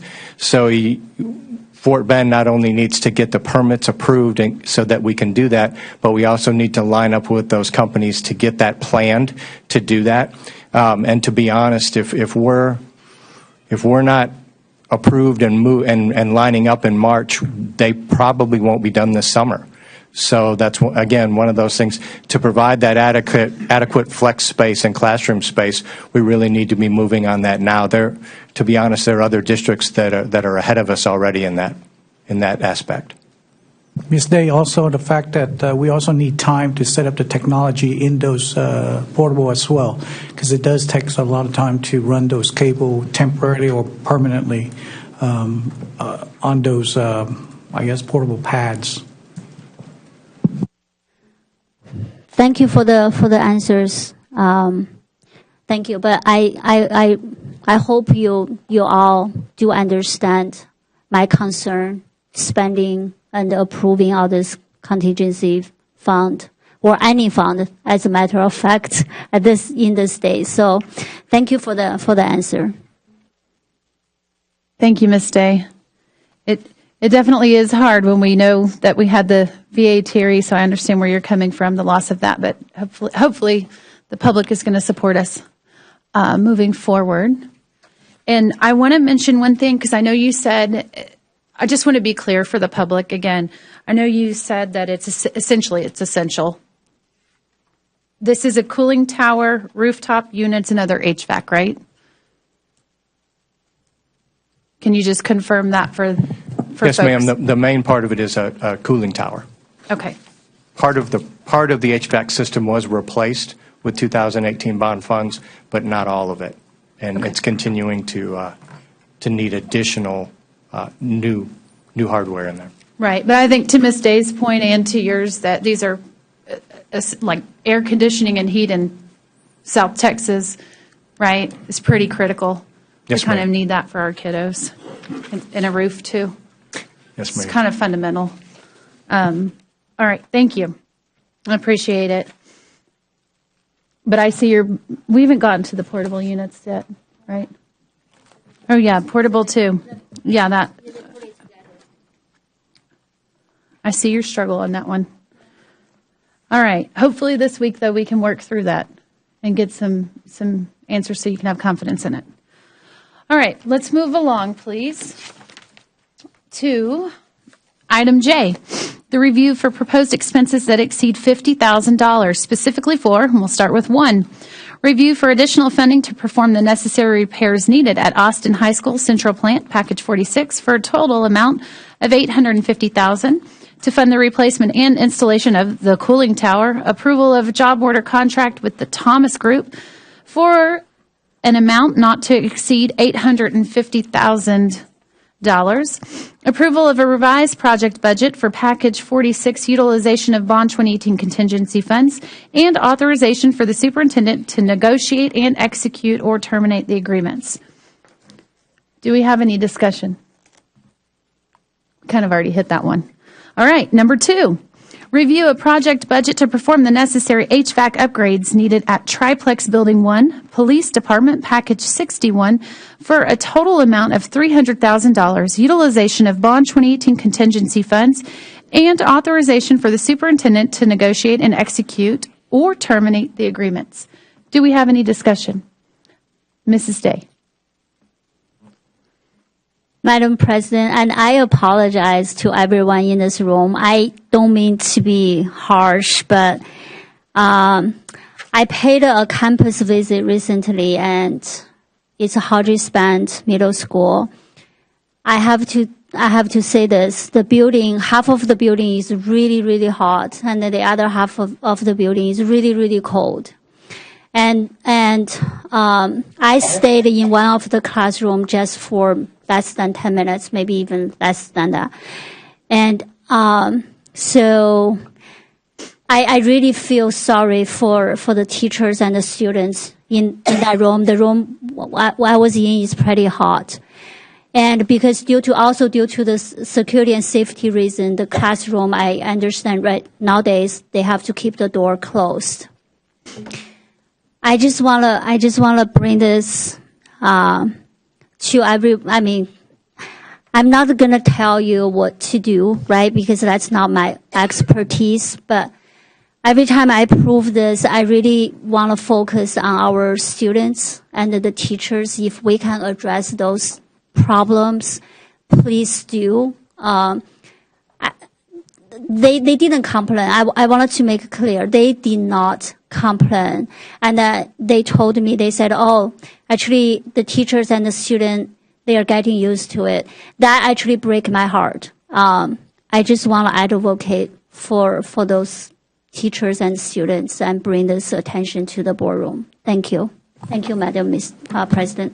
Thank you for the feedback on that. I'll be visiting with our M&O director, so we'll go out and we'll take a look. Thank you. Thank you, Ms. Day. And if y'all don't mind checking if Hodges Bend is currently what specifically they have in bond 2018 or 2014 remaining as far as projects in the packages. And then in addition to that, for the proposed 2023 bond, whatever items are in there specifically for Hodges Bend, would you mind sending the board an update on that? Absolutely. Thank you. I appreciate that. And thank you for bringing that to our attention, Ms. Day. Mr. Hamilton. Yes, thank you, Madam President. Just wanted to second that. So I was at Hodges Bend for Career Day and had a great time there. The principal is pretty amazing. I was just telling Dr. Whitbeck that, but she took me around to a few classes, and one of the classrooms was hot, and the teacher was sweating. So just a second that we need to look in that. Thank you. Thank you. This is the first that I've heard of that, so we will be on it. I can see Mr. Genty. He'll be on it first thing. All right.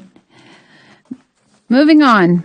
Item number 3, review the purchase of high school graduation diplomas and related items from Herff Jones LLC and authorization for the superintendent to negotiate and execute the contracts through May of 2027.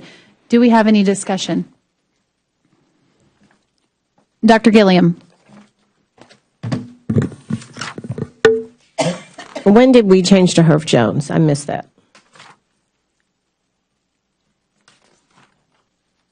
This is actually not, this is adding additional vendors. So Herff Jones went through the purchasing process and was the only submission, is my understanding. And as part of that, they became the de facto. However, and the principals have provided comments and feedback through DSL, through purchasing, that additional vendors would be appreciated. And so we've sought those out through the cooperatives and found additional ones that can provide that service. I think more of the traditional ones that some of the campuses have worked with.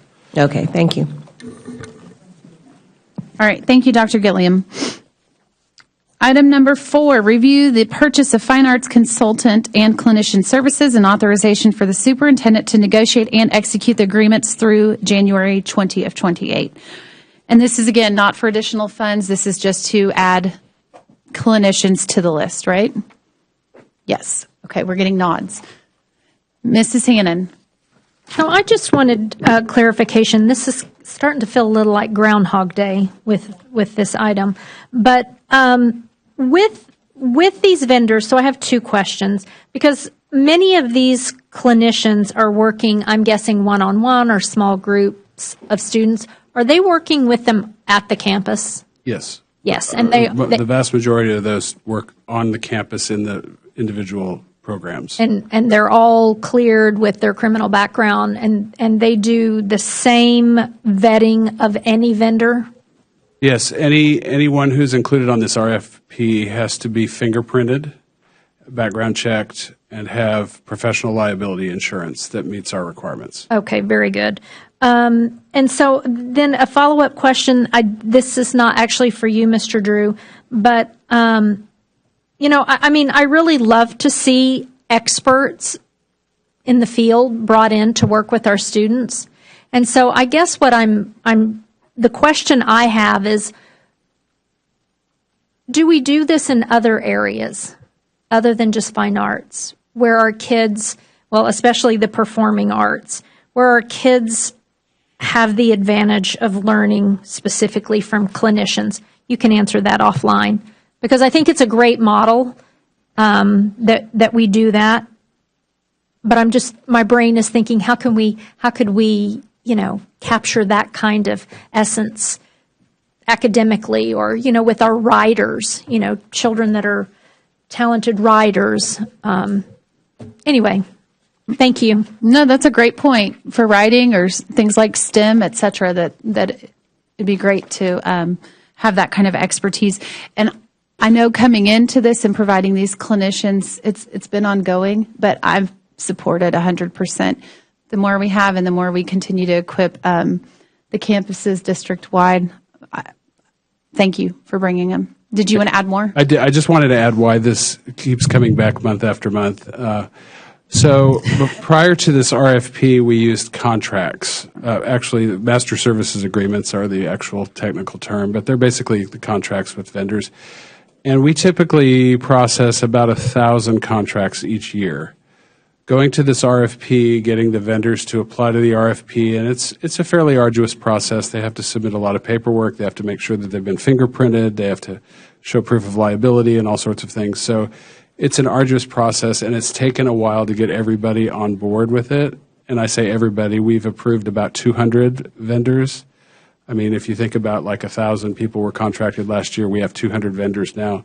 We still have a ways to go to get everyone on the RFP that we want on the RFP. So we did 4 iterations. The last iteration just closed, I think, last Friday. That'll come to the board in May, I think, April or May. And then we'll do this probably once a semester for the next 4 years to just renew and try to get more vendors on there. So I apologize this keeps coming up, but that's the reason.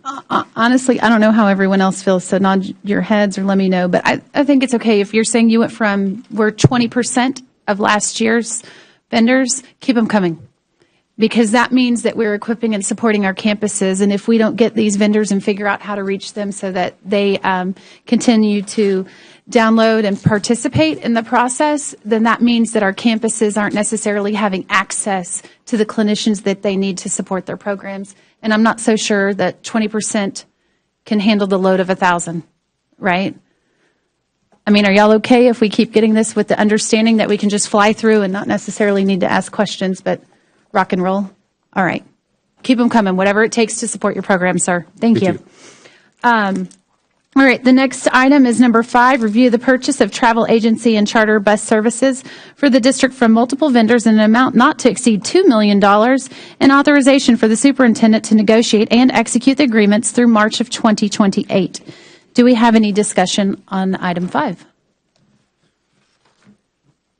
Seeing none, we are rocking and rolling to number 6, review the selection of legal counsel to advise the district on all matters related to the issuance of bonds in an amount not to exceed $2 million, and authorization for the superintendent to negotiate and execute the agreement through March of 2028. Do we have any discussion?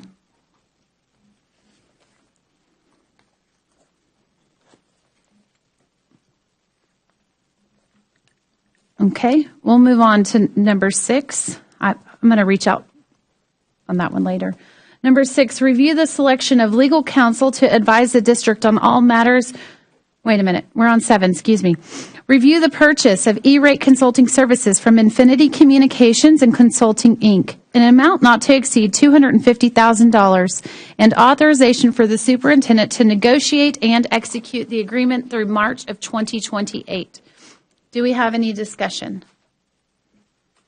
Okay, number 8. Review the purchase of Global Positioning System, GPS systems for the district's fleet from the Buy Board Purchasing Cooperative Contract in an amount not to exceed $736,715, and authorization for the superintendent to negotiate and execute the agreement through April of 2026. Do we have any discussion?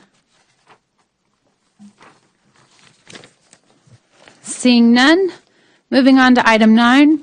Review the purchase of district special program services, materials, and related items from multiple vendors in an amount not to exceed $6,800,000 and authorization for the superintendent to negotiate and execute the agreements through March of 2028. Do we have any discussion? Mr. Hamilton. Yes, thank you, Madam President. One of the items jumped out at me here, so I just wanted to ask a question. So the positive behavior interventions and support resources, the recommended vendor there is Rethink Autism. So I was just curious, is this specific to special ed related PBIS?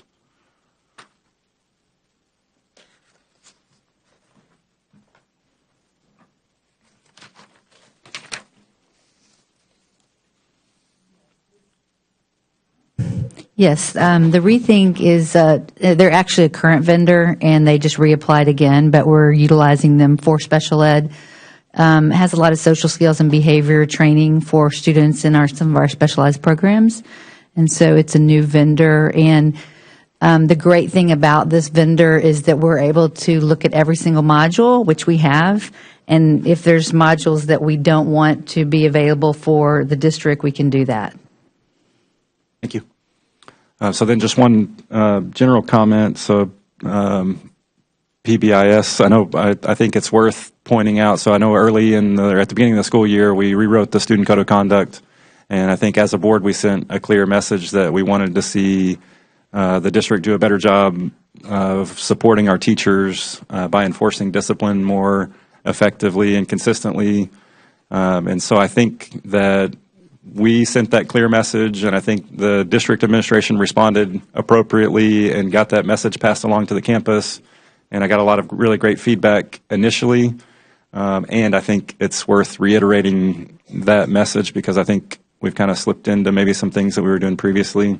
And so just without being too specific, just in the past week, I've heard fairly serious concerns from 8 different campuses relating the effective enforcement of discipline at those campuses. So I think it's worth reiterating the message that we want to support our teachers by effectively enforcing discipline so that they can teach and our kids can learn. Thank you. All right. Thank you, Mr. Hamilton. I think I definitely share that we want safe campuses, right, for our kids to go to school. That's for sure, as I think everyone does. Mrs. Day. Thank you, Madam President. So I have a question. So this is a very kind of big list, right? The programs and the materials. Do we have evaluation system in place to see if they are really making difference or benefit to our students? If so, do we have a report? So we can look at it, or? So the majority of the costs related to this actual RFP are for evaluation materials to actually conduct evaluations for special ed students to determine eligibility, and for services like to contract with speech therapists, occupational therapists, to come in and do the actual services that are noted in a child's IEP, because we don't have the employees, we haven't been able to hire them, and so we have vacancies. The smaller amounts that are on this RFP, for example, the Rethink is a new vendor that we started using. So as we go through that and we utilize that throughout the year, we already are running reports to determine, is it being utilized effectively? Are we seeing a difference between the students that access that with their behavior and so on? And so we do look at those kind of things, but there's a variety of materials on here that wouldn't be necessarily able to evaluate, like some of the materials to assist children with positioning and putting them in a chair or different things like that. So all of the materials on here are not designed to actually evaluate like a specific program like the Rethink. In fact, the majority are services and materials that are required for their IEPs. And that's not all, but that's the majority of this RFP. Thank you for that. And also, so related to that question, I noticed this approval is for 5 years, right? I'm just curious, is there really a benefit? Can we do less term and then so we can evaluate? I mean, I know not every program or services here we can evaluate. There's a lot of services, they're priceless. But there are certain things, if we can evaluate, I would like to see if they are really helping and working, so that way we can have, a better list here that is actually the list we can be confident they are actually helping our kids, our students.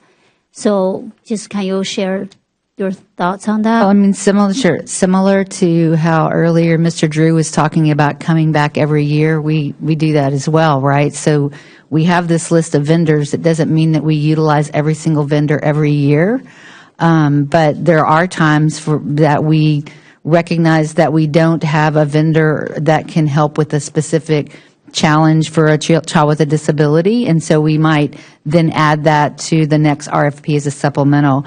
I think it's actually more beneficial to have the 5-year that we renew. That doesn't mean we have to use them. If we find someone on this list and we've been using that resource and we find out that the teachers aren't using it and we've provided training and they come back and say they don't really like it as much, we stop using it. So we have the ability to stop using the vendor if it's, if the evaluation or the feedback indicates it's not working as well for our staff. So are you telling me you have a process to evaluate the programs in place? Well, I mean, I think that we have a process, and it's not necessarily you have formal evaluations like a program evaluation where you might be doing a lot more in-depth type of look, but for a specific, like the Rethink is a great example, that's a specific tool that's used for a pretty narrow piece that you can look and see is the usage happening, and then get feedback from the teachers and compare it to student behavior. So things like that, yes, we'll be looking at, but not every single vendor would be the same type of that we're using it for the same way.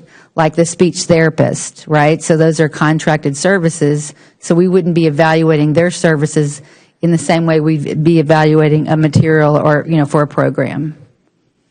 Okay, thank you for that, because this is a little different from the other one, because this one actually we're proving the money, right? This expenditure, not just the list.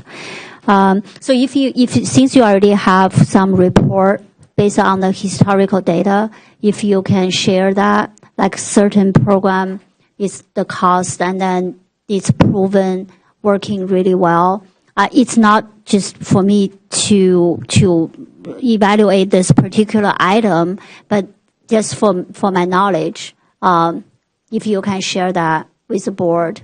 I mean, I think we all wanted to have that information. That'd be great. So that way we can know, what kind of things are actually we are spending money on that actually it's being used by the teachers and it's working. If you can provide that, I understand not every single item is possible, but since sounds to me you're already doing that, you have the process, you're already doing that work. So if you can share that information, that'd be great. Ms. Day, I think that's something that I'd like to speak with the board more about, because these are mostly consultants, as she said, with a few programs in there like Harris County Department of Ed. Some of these are companies, consultants that work with the children. My concern is that our team is very overloaded right now, especially in special ed, and we're short-staffed.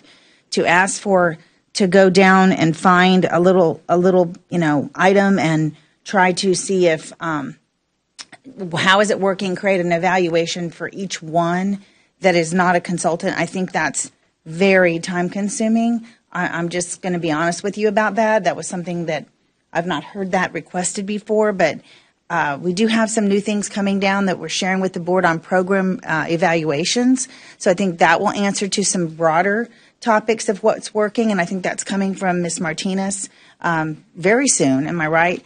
But to drill into how does frame change affect, I think that's really at a teacher level and at a principal and an administrator level to determine. That's my opinion. Okay, Dr. Rebeck, thank you for that feedback, but I'm not asking, to be clear, I think I made it clear I'm not asking for every single item. It's just based on this communication. I'm under impression the district already have a process in place evaluating what's working, what's not. I'm just asking them to share that information because that's yeah. When we look at specific programs that we're evaluating, like I'll speak to special ed, we don't necessarily look at the vendor to see if it's working. We would look at the specific area. For example, speech services. How effective are speech services in the district? And when we look at that, we're looking at is the effectiveness based on our current staffing? Is it based on, do they have appropriate materials? Do they have the training? We look at things like that. These are tools that support the progress. So if part of that evaluation said something like, we don't have appropriate tools to actually do our training, or we need more resources to work with the students, then that would come up in the result of the evaluation. But we don't really go through every one of these to determine if speech services is working effectively or not. Does that help? Yes, it does. So actually, I think we're just, to me, we're on the same page. Actually, we just want to know what is working, what is not working. From your perspective, is what you're doing is working. For me, I have this list, but doesn't mean I have to have each vendor. So I think we're talking about the same thing, but just from two different perspectives. So again, if you already have that in place, if you can just share whatever you already have. I have no intention to add any workload on anyone for this particular item. To be honest, I just trying to understand. We're spending a lot of money on different material, different programs. I really wanted to know, since you already have a system in place, seeing which is working, which is not working. Which are working. I assume everything you're presenting here, they are working. So if you can just present that information, that would be very helpful. Yeah, and what might help is for me just to kind of, we kind of did this a little bit for Ms. Hannon on a question that she had asked earlier, but maybe just to summarize as part of this to understand better the different areas that are on the RFP, like, for example, evaluation and how much money we spend a year on materials related to evaluation and what's it for. And maybe if we break that down for you a little bit more, it would help understand the money that is being used and why it's being used, because I know it seems like a lot of money, but for example, we spend approximately $300,000 to $400,000 a year just in evaluation materials for the required child fund to evaluate children for special ed services. So we could maybe break that down, and that would be helpful. And then I know that Dr. Whitback alluded to program evaluation. We are in the process of considering a special ed program evaluation. We have not done one in about 3 or 4 years, so we're going to be looking at that for the fall, and so that might also give some additional specifics related to the special ed program. Thank you. Just thank you for that. If you can share that information, that would be great. Thank you. Great questions, Ms. Day. And I'd add, when you do respond on those things, so for example, it says, I'm just give an example, special education topics programming, or some of them sign language interpretation, things like that. Can you maybe let us know which ones are state mandated? Meaning it's mandated because it directly supports requirements within special education. I think that, and then what are we doing as elective, if you will, to support special education? Meaning the different ones that maybe aren't necessarily due to a particular mandate, but just support the special education department in general. And so that we would know which ones are the ones that, you just truly believe in them, because to me that would be the differentiator. And I think maybe could answer Ms. Day's question as far as what are our legal requirements and what's just working really well, and that we want to continue to support and invest in that program. If that works. Okay.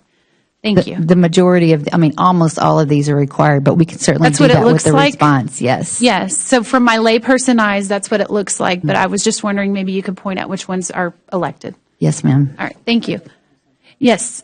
Okay. Dr. Gilliam? Thank you. I just like to add DATA, data. DATA, data. And I'm hearing the conversation, and I'm hearing that the evaluations are out there, or I'm hearing that the evaluation is going to come. But I'm going to tap into what Ms. Day said. It's a matter of what is working and what's not working. And I'm going to just go by experience and looking at this list that there's probably 2 or 3 of these things that aren't really that great with our kids or with what we're doing. And so, but how do I know that? I don't know that because there's not an evaluation for it. There's not an assessment. There's not something that we know that this works because it increased our reading scores from 3 points to 5 points or whatever it may be.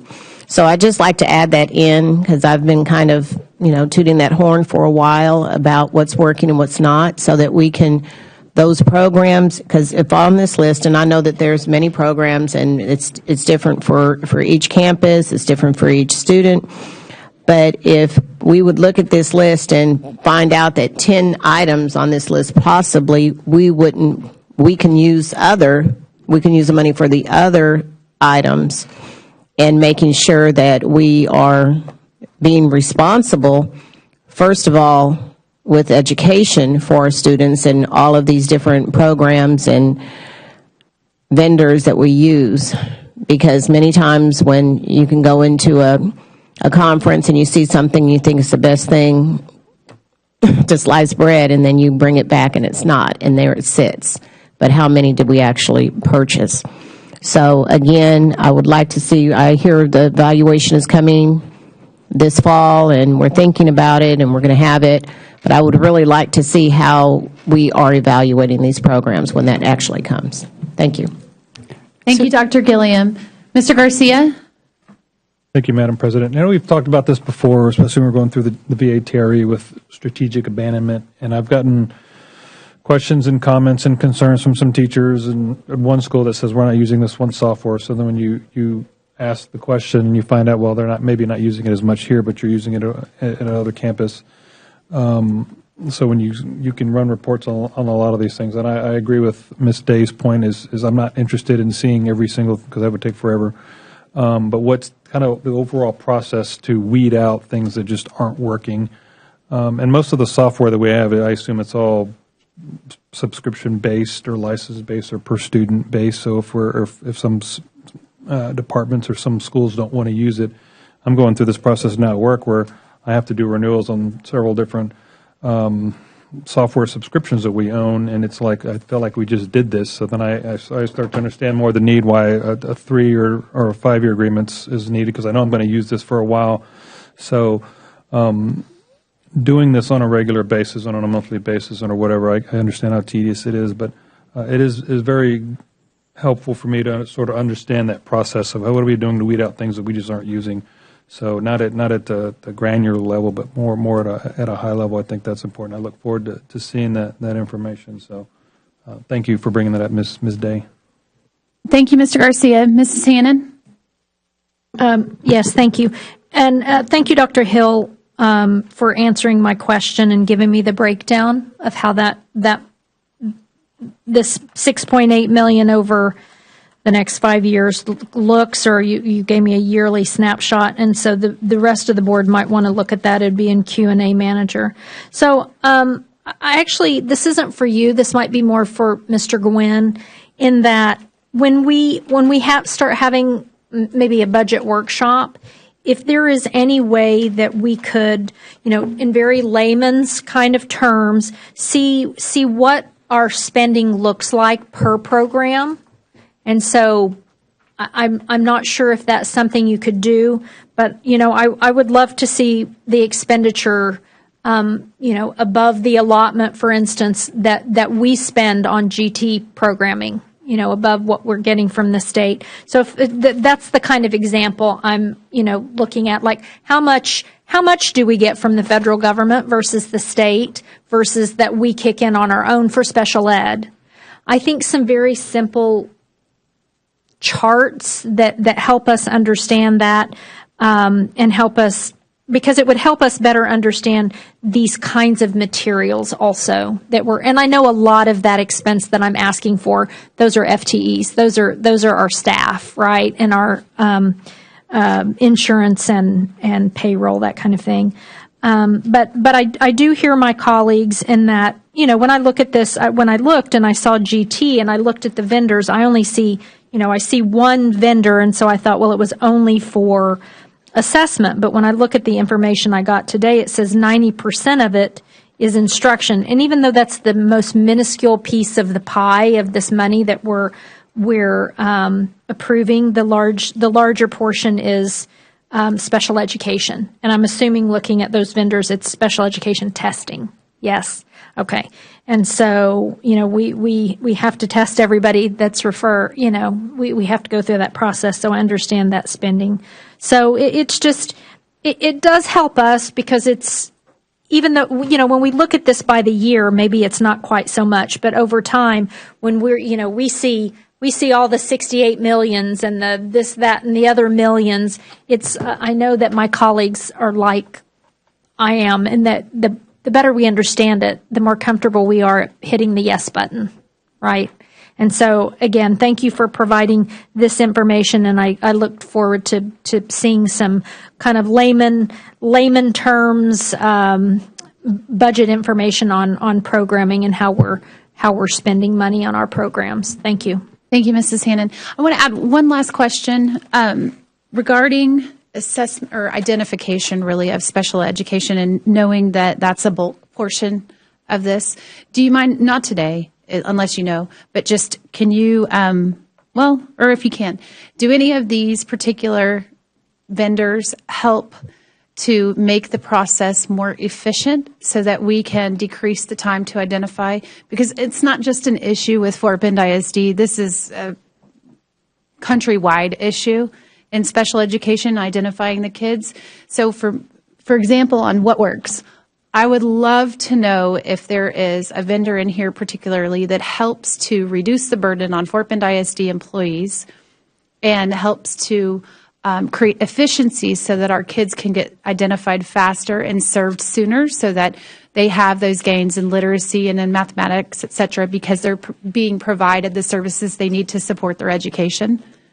Well, yeah, and so a great deal of the service, we kind of divided this up between materials and equipment and services. So on the services side, I mean, that's where the majority of the services are for special ed. So we don't really bring a lot of consultants in anymore. I mean, we really rarely do that. The majority of the services are for evaluators, like LSSPs, SpeechPass, to come in and help with the evaluation process. So we prefer to have those evaluators hired and ready to go to evaluate and to make it quicker, like you say.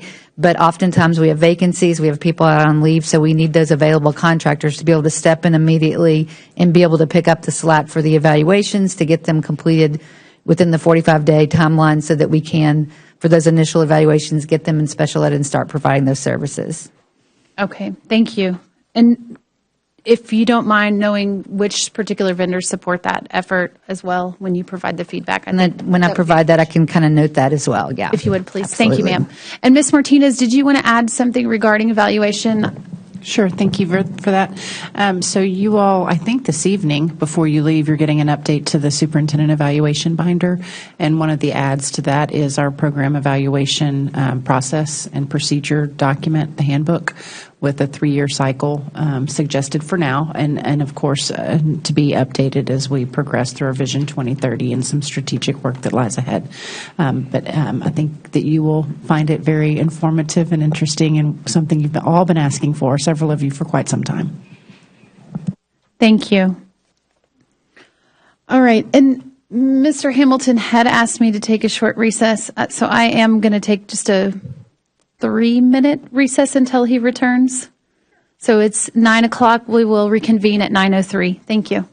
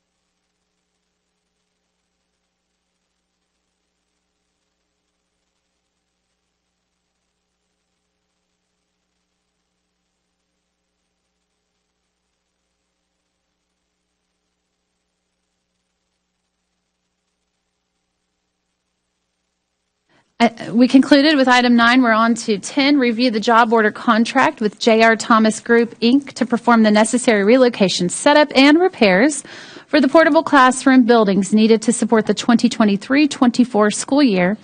Approval of a design service agreement with Melina Walker Almaguer Architects, otherwise known as MWAA. Approval of the project budget of $3,519,422. Utilization of Bond 2018 contingency funds and authorization of the superintendent to negotiate, execute, or terminate the respective contracts. Do we have any discussion? I'm expecting you. Mrs. Day. Madam President, I think I already expressed my concern on this item. I still have my reservations on this. I really do. So. Okay, well, thank you for expressing your reservations. Maybe this week we can work to resolve reservations. Item number, Mr. Garcia. Thank you, Madam President. Okay, so this is on the chart that shows how many portables are coming in and how many are coming out. I don't see any leaving Travis, but I see one getting added to Bowie, and I know we just sort of reconfigured boundaries, but I assume that's probably not going to all alleviate to the point where we're pulling portables out. So if we're taking a couple of hundred kids out of Bowie, so I'm trying to understand. There's like 14 or 15 portables at Travis, correct? And if we just sort of reconfigured, we're not actually removing any portables, or we're just going to leave them there, or they're going to be empty until we're ready to move them where they need to go? Because I know that it's very expensive to move. We don't want to move them if we don't need to, kind of thing.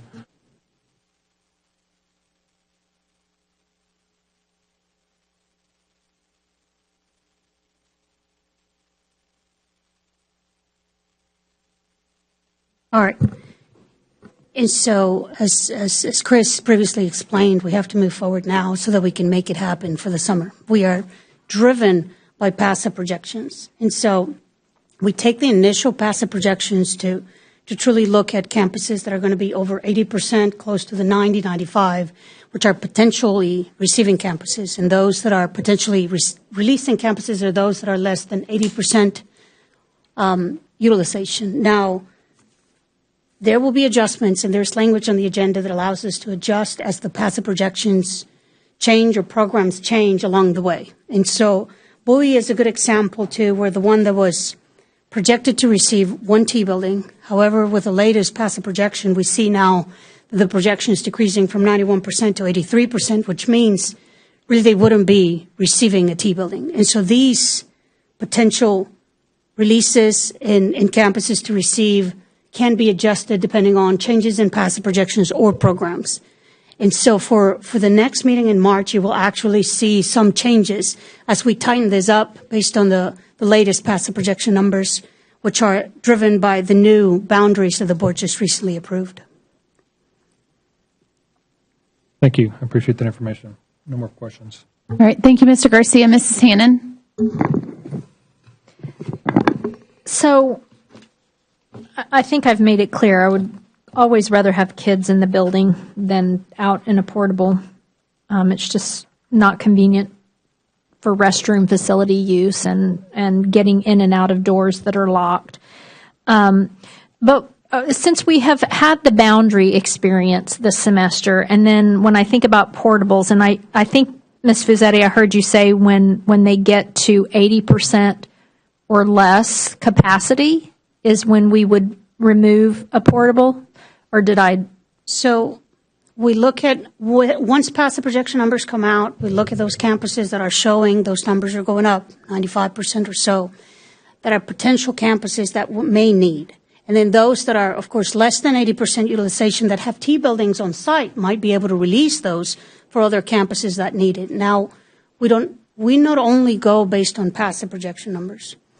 We reach out to the principals, we walk those campuses, we look at their special programs. And so, for example, Settlers Way is a good example of a campus that's showing to be dropping utilization, which means it's down to 67%, which means it could release the 5 T buildings that it has to some of the campuses that may need it. But after we talk to the principal, We understand that this is Settlers Way offers the program for special ed for kids with hearing impairment. And so they use the building different. They are not able to release the T buildings because they use the space differently. So it's not only based on passive projections and utilization numbers, it's based on special programs and other needs that the campus may have, to where if we were to just look at those numbers and say it's 67%, then we would be able to release those. But we're saying, no, this campus uses it differently for special programs. And so we really analyzed the different campuses on potential receiving campuses or releasing campuses to determine really if we are to move forward with it or not. Okay, thank you. Because I got out the demographer binder today just to look, because I was interested, and I was just wondering, you know, like, what's the magic utilization number that triggers you need a portable? Because I couldn't really make sense of it just looking at the projections. Correct. So if we see a campus that shows, let's say it's going to be 95% utilization, we reach out to the principal to understand if there are any special programs, if there are any special needs for her campus, and if she feels that she's going to be running out of space. And so DSL gets involved, we walk those campuses, we confirm, and if there's truly a need for those T buildings, then we confirm those locations and move forward. Okay. Because we see, and I asked about a campus last time we approved, but you know, there are the T shacks are so far from the building. For instance, at Hunter's Glen, and they're not at 95% capacity. And so some of I know it's complex. So thank you for just explaining that special programs are taken into account too, because as a board member, it's just hard for me to reconcile the cost of movement and figuring out. And that's not my job to figure out, it's your job. But anyway, thank you for the explanation. Thank you, Mrs. Hannon. Thank you, Ms. Fazzetti. And that makes sense. It's not black and white, and so it's hard to understand how you differentiate, because for us, we see essentially the black and white. So thank you for providing the explanation. Mrs. Day. Thank you, Madam President. Actually, I was very hesitant to bring this up, but after I hear Ms. Garcia and Ms. Hannon, I really have to bring this up to fairness to the community. So in 2018, when we talk about 2018 bond, we had a community meeting in Commonwealth in the clubhouse in Avalon. At that meeting, people are asking what's Commonwealth being overcrowded for many, many, many years. The portables were sitting on Commonwealth for more than 20 years. The community was asking, what if we have this new school? Do we get a release? For a relief from overcrowding, and what happens to the portable building? That was the first time I was there, and so are a lot of other community members. We were told when this new school built and opened, the portables will be removed. Since I'm on the board, I know it's impossible for me to go back to every single board meeting to find that conversation. I did ask if we're going to remove the portables from Commonwealth Elementary. I truly believe the answer was yes, because if the answer was no, I would have kept asking questions. But today, or a couple of days ago, I was told actually the plan changed, the data changed, so we're not moving. We're moving to portables sitting on the playground, and then we're going to leave 4 of them on Commonwealth. I just want to say this. When we tell a community something we're going to do, you can't just tell them data change, things change. That community has been waiting for so many years. And I don't even know how to word this without offend anyone, but I don't want to offend anyone, but I'm just saying that as a board member, I'm sitting here, I wanted to We are building trust with the community. We want the community to support us. And this kind of things will lose that trust from the community. And I know there's probably reasons we keep there.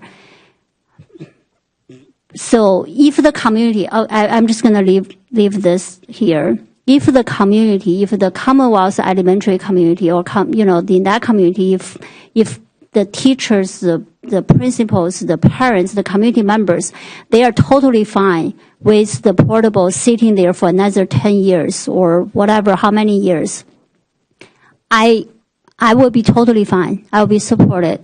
The reason I am advocating today is because we made that promise back in 2018 when we need to pass that bond. And then we passed the bond, we built the school. Another piece of information is when we do the boundary drawing for Sono Butcher Elementary School, I asked the question. I said, this will give Commonwealth 90% utilization. Why can't we move the boundary a little bit so Commonwealth and Austin Parkway will be better balanced? And the answer I was getting was, no, Commonwealth will be fine. That school is going to be fine. It's not going to be overcrowding for many years to come. So that's not the reason to keep the portables there. I just wanted to say this because I work for the community. I work for the people out there.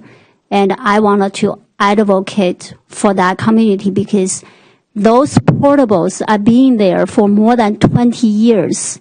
More than 20 years. And if you go to that school, it's not a big school. We don't have a big land. It's really not much. We have no green space. We have a playground. So I just want to put out here, it's really hurts me, when things like this happen. So thank you for letting me share this. Thank you. No, thank you, Ms. Day. I can see you're passionate about it, and I understand that. I think if y'all don't mind, unless you've already done this, but getting her the data as far as what did change and what the projections are, because I don't think Commonwealth isn't at capacity, right? It's so Commonwealth with the new boundary changes, Commonwealth goes down to the 60s in projection utilization. And so the first thing we need to look at, those campuses that go down in utilization that have T buildings, is are these T buildings encroaching into play areas? Are these T buildings really located in areas that are impacting or consuming space that should be allocated for kiddos? Mm-hmm. This is a true case for Commonwealth. The 2 T buildings that are in the back are totally encroaching into the play areas, and those 2 T buildings are recommended to be moved. They will be moved this summer so that we can clear the play areas for Commonwealth. However, releasing T buildings is a science, really. There's cost associated with it. So to release the 6 T buildings for Commonwealth is $600,000 north of it. But there's other needs that come along the way as we move through the years. And so, as I said, we talk to the campuses, we evaluate their needs and other districts' needs to make those decisions because it's expensive to move them. And so, first of all, the principal doesn't want to release them. She wants to keep the 4 T buildings by the building. She's very much on board of releasing the 2 in the back that encroach in the prey areas. The ones in the front she wants to keep. She's truly confident that those numbers are going to change. Again, these are projections, and we're waiting on the 10-year projections that should be coming after spring break, based on the new boundaries, of course. But the principal wants to keep it. She believes that because the cap and overflow is gone, she is going to get additional kiddos into this school. She knows that these kids are going to be coming back home, enrolling into the school, and she's not comfortable releasing. So that's point 1. Point 2 is there's other needs. As you know, we're having to relocate staff, the special ed staff, from M.R. Wood so that we could use, again, Ferndale Henry to turn it into an elementary school, right? It's a flow. And so there's a need to house staff for special ed in a centralized location where they can be together, and it's a secured space. And Commonwealth T buildings is the perfect place for the special education staff that will serve students throughout the district. We needed a centralized place where they could deploy from a centralized location with a secured space, and they could better serve the students. And so it is a perfect home for staff temporarily. And in the future, we will have to reevaluate. And so those are the different things we look into when we determine if we release T buildings or not. And so we would definitely talk to the principal. We definitely talk to DSL, school leadership, to make those informed decisions and take all those factors into consideration. Okay, great. And can you touch on one thing? You just mentioned putting staff and housing them at Commonwealth. If I recalled before, it was Dulles, and now it's going to be MR Wood staff is going to be at Commonwealth. And so there's different programs within the special education group. And so most of them will go to Dulles, Old Tech Ed behind Dulles. But there's other groups that need to be more centralized and separate. And so, Dina, if you could speak to that. But the goal is to deploy from Commonwealth. And I'll pass it on to you. I think we have about 90 staff members from the 200 housed at MR Wood that can fit into the Dulles CTE Center. And then we have about another 25 that'll be at the Commonwealth, along with a lot of materials. For example, the adaptive PE staff and all the materials that they use when they go out with the kids. And so they have a lot of materials. Right now, those are at MR Wood, but we can't fit everyone into the CTE Center. So we're having to kind of divide and conquer. Some of the other staff are going to Colony Meadows, so for the intake center to where we do the evaluation. So we can't all fit there in that location. Okay, so Commonwealth has been identified as space to house, not CTE, to house the MR Wood staff that's currently there, as well as Colony Meadows, and then you're saying Dulles CTE Center. Correct. Okay. And has it been finalized that the Dulles CTE Center is going to house MR Wood staff, Dr. Whitbeck? That's what administration has planned as the domino. And so remember, this all begins with Ferndale Henry becoming more centralized, going back to where it used to be at MR Wood, which frees up Ferndale Henry to be converted once the bond passes to an elementary school for $18 million versus $47 million, and then allows us to relieve Heritage Rose within, I think, a year and a half. We'll be able to do that. We'll be able to do it faster. And so the domino goes. As you also recall, we have a lot of moving parts. We've moved the Human Resources Department. Ms. Johnson and her team have moved over here to the second floor and vacated the annex. And so now we need to work on our recommendations to you all about the annex in the future. So we have a lot of moving parts that we're working through to become more efficient, more lean. Now the CTE, the old CTE center at the back of Dulles, this isn't something that's necessarily permanent, but it's not permanent. It's something that we will house them because it's there and it's convenient. It's centrally located. There's a lot of good things. But long range, that won't be where they are. Okay, I'm glad to hear it's not long range. I want to just point this out to the board. And this goes into just so everyone knows, we can't all talk, right? And this is our chance to talk. I have concerns about the CTE Center at Dulles and just CTE in general, specifically from being in Austin and talking to Representative Gates and the push not just from us, but also state legislature and really businesses in the area that are concerned with having the talent pool to serve industry needs. And I'm just talking to y'all, right? Because this kind of strikes a chord with me. And if we're equipping enough kids to serve the jobs that we have right here in Fort Bend County and in our local community and what we're doing about it, and if we're essentially sacrifice, and I know that space isn't currently used to support CT, and it hasn't been, but as I know that, though, I think about what are we doing, what are we going to do long range, and how do we support the direct needs. And then I think about what is it called, TSTC, Texas State Technical College, and how if we've gone to the higher ed, and if you look at their enrollment numbers and what they're doing every time we go, I mean, they're outpacing every single other higher education entity with performance and also with job placement. So those two things, I think, are something for us to take into deep consideration in addition to that where we're at with our CCMR. And maybe we need to do a deeper study on that to make sure we're addressing those needs. And I'm just concerned with space and allocating towards that, because if we do that, then we can't do the other, possibly. Or maybe we can, and maybe you have a, but I just would like for us to look into that. Okay. Any other questions on the portables? Yes, Ms. Hannon, sorry.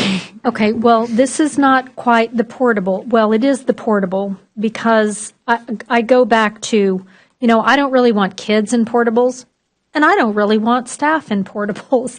I mean, it's just not the most ideal situation, and I know maybe this wasn't part of our topic. But the other thing is I'm thinking about, our spending, and I don't really know if this was in the bond or not, but the Career and Tech Ed Center behind Dulles, I immediately, Dulles, anybody that wants to start your day off in a really crummy way, go drive into the Dulles facility in the morning during drop-off or at the end of the day. It is a transportation stressor, I'm going to just say. And so then I thought, okay, we're going to add 90 more cars coming in the morning, and where would they park? And I know that's not this discussion necessarily, but when I think, okay, if we're going to vacate the annex, a very nice facility that most people would enjoy, officing in, but we're going to put some of our folks in T-shacks. And then the cost of renovating, I'm assuming, the Tech Ed Center to put people, I know that's another, and again, maybe that's some money that I am not aware of that was in the bond.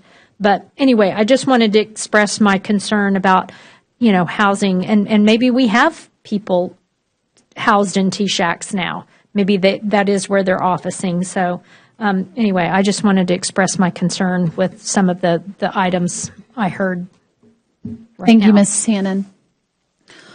All right. If I can add just one yes, other point to the management of utilization and using our portable buildings. Just going forward, I think it would be very safe for us to say that we can't promise that we can move all of our temporary buildings, like when a decision is made in terms of like new campuses that are built, because there are several factors that go into whether or not we're able to move a temporary building based off of the projections. And even right now, if we were in a place where we felt like we could, we might want to wait to see what actually happens with the enrollment when it materializes, because we're only going based off of projections. And we've seen in the past where we can make the projection, but then we might have more students show up, and then we'll be in a difficult situation to try to get additional space once we've already released some of the temporary buildings. So it may take some time for us to really get 100% gone on temporary buildings, even after a new site opens up, or if we relieve a campus through enrollment management with new boundaries. So it won't be as immediate, but with the goal of just trying to use the campus itself without additional space from temporary buildings would be the goal, but it just wouldn't happen immediately if we want to play it safe. Thank you for adding that, Dr. Mensah. Mrs. Hannon? No? Okay. All right. We're going to move on to item 11, review a construction services agreement with job order contractor J.R. Thomas Group to perform necessary repairs and control upgrades at Lake Olympia Middle School, LOMS Package 60, for a not-to-exceed construction cost of $514,000 and authorization for the superintendent to negotiate and execute or terminate the agreement. Do we have any discussion? Seeing none, we're actually going to move on to the item section, the action section. As long as nobody disagrees with that, we're going to move forward with action so we can release staff. All right, great. We're going to start with item A, consideration and approval of the annual financial audit engagement letter with Whitley Penn LLP for fiscal year 22-23. Do we have any discussion? And actually, I need a motion. Sorry, guys. I was into my whole agenda review business. Madam President, I move the board to approve item 9A as presented. Second. Thank you. We have a motion by Mrs. Day and we have a second by Mr. Hamilton. Do we have any discussion? Seeing none, please vote.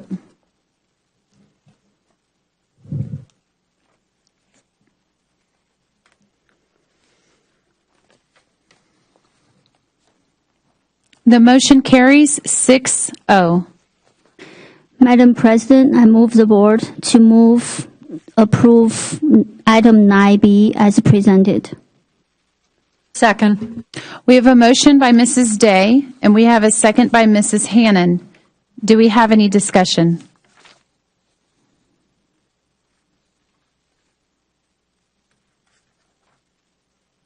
All right, seeing none, please vote.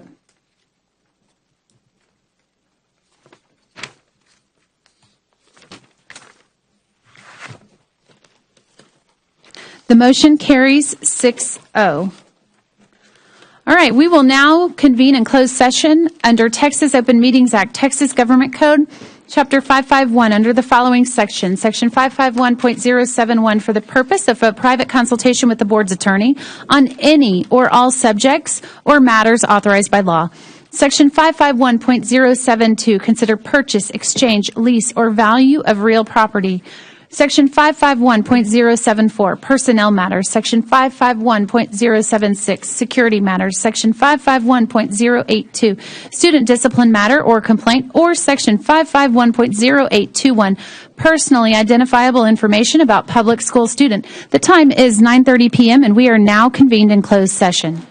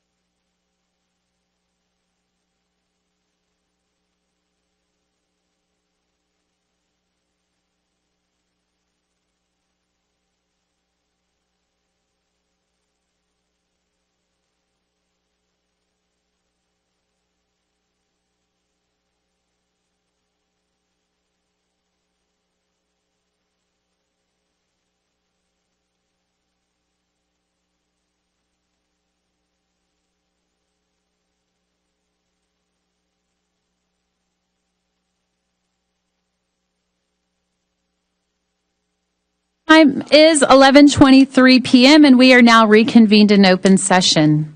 There are action items to consider from closed session. Do I have any motions?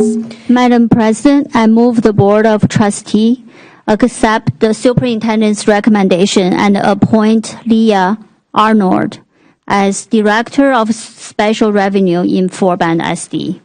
Second. We have a motion by Mrs. Day. We have a second by Mrs. Hannon. Do we have any discussion? Seeing none, please vote.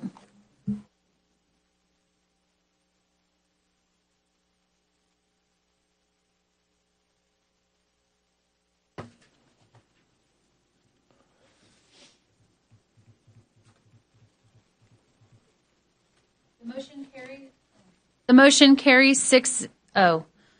Do we have any other motions?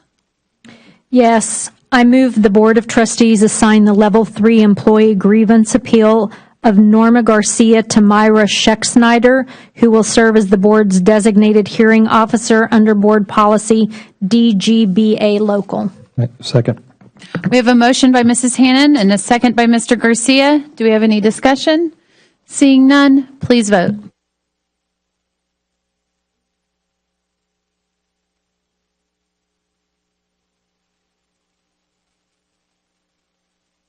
The motion carries 6-0.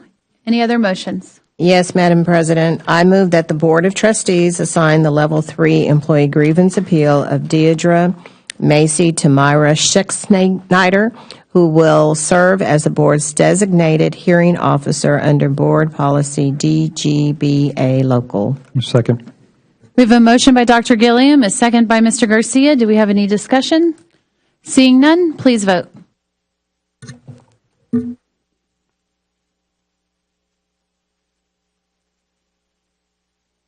The motion carries 6-0. Are there any other motions?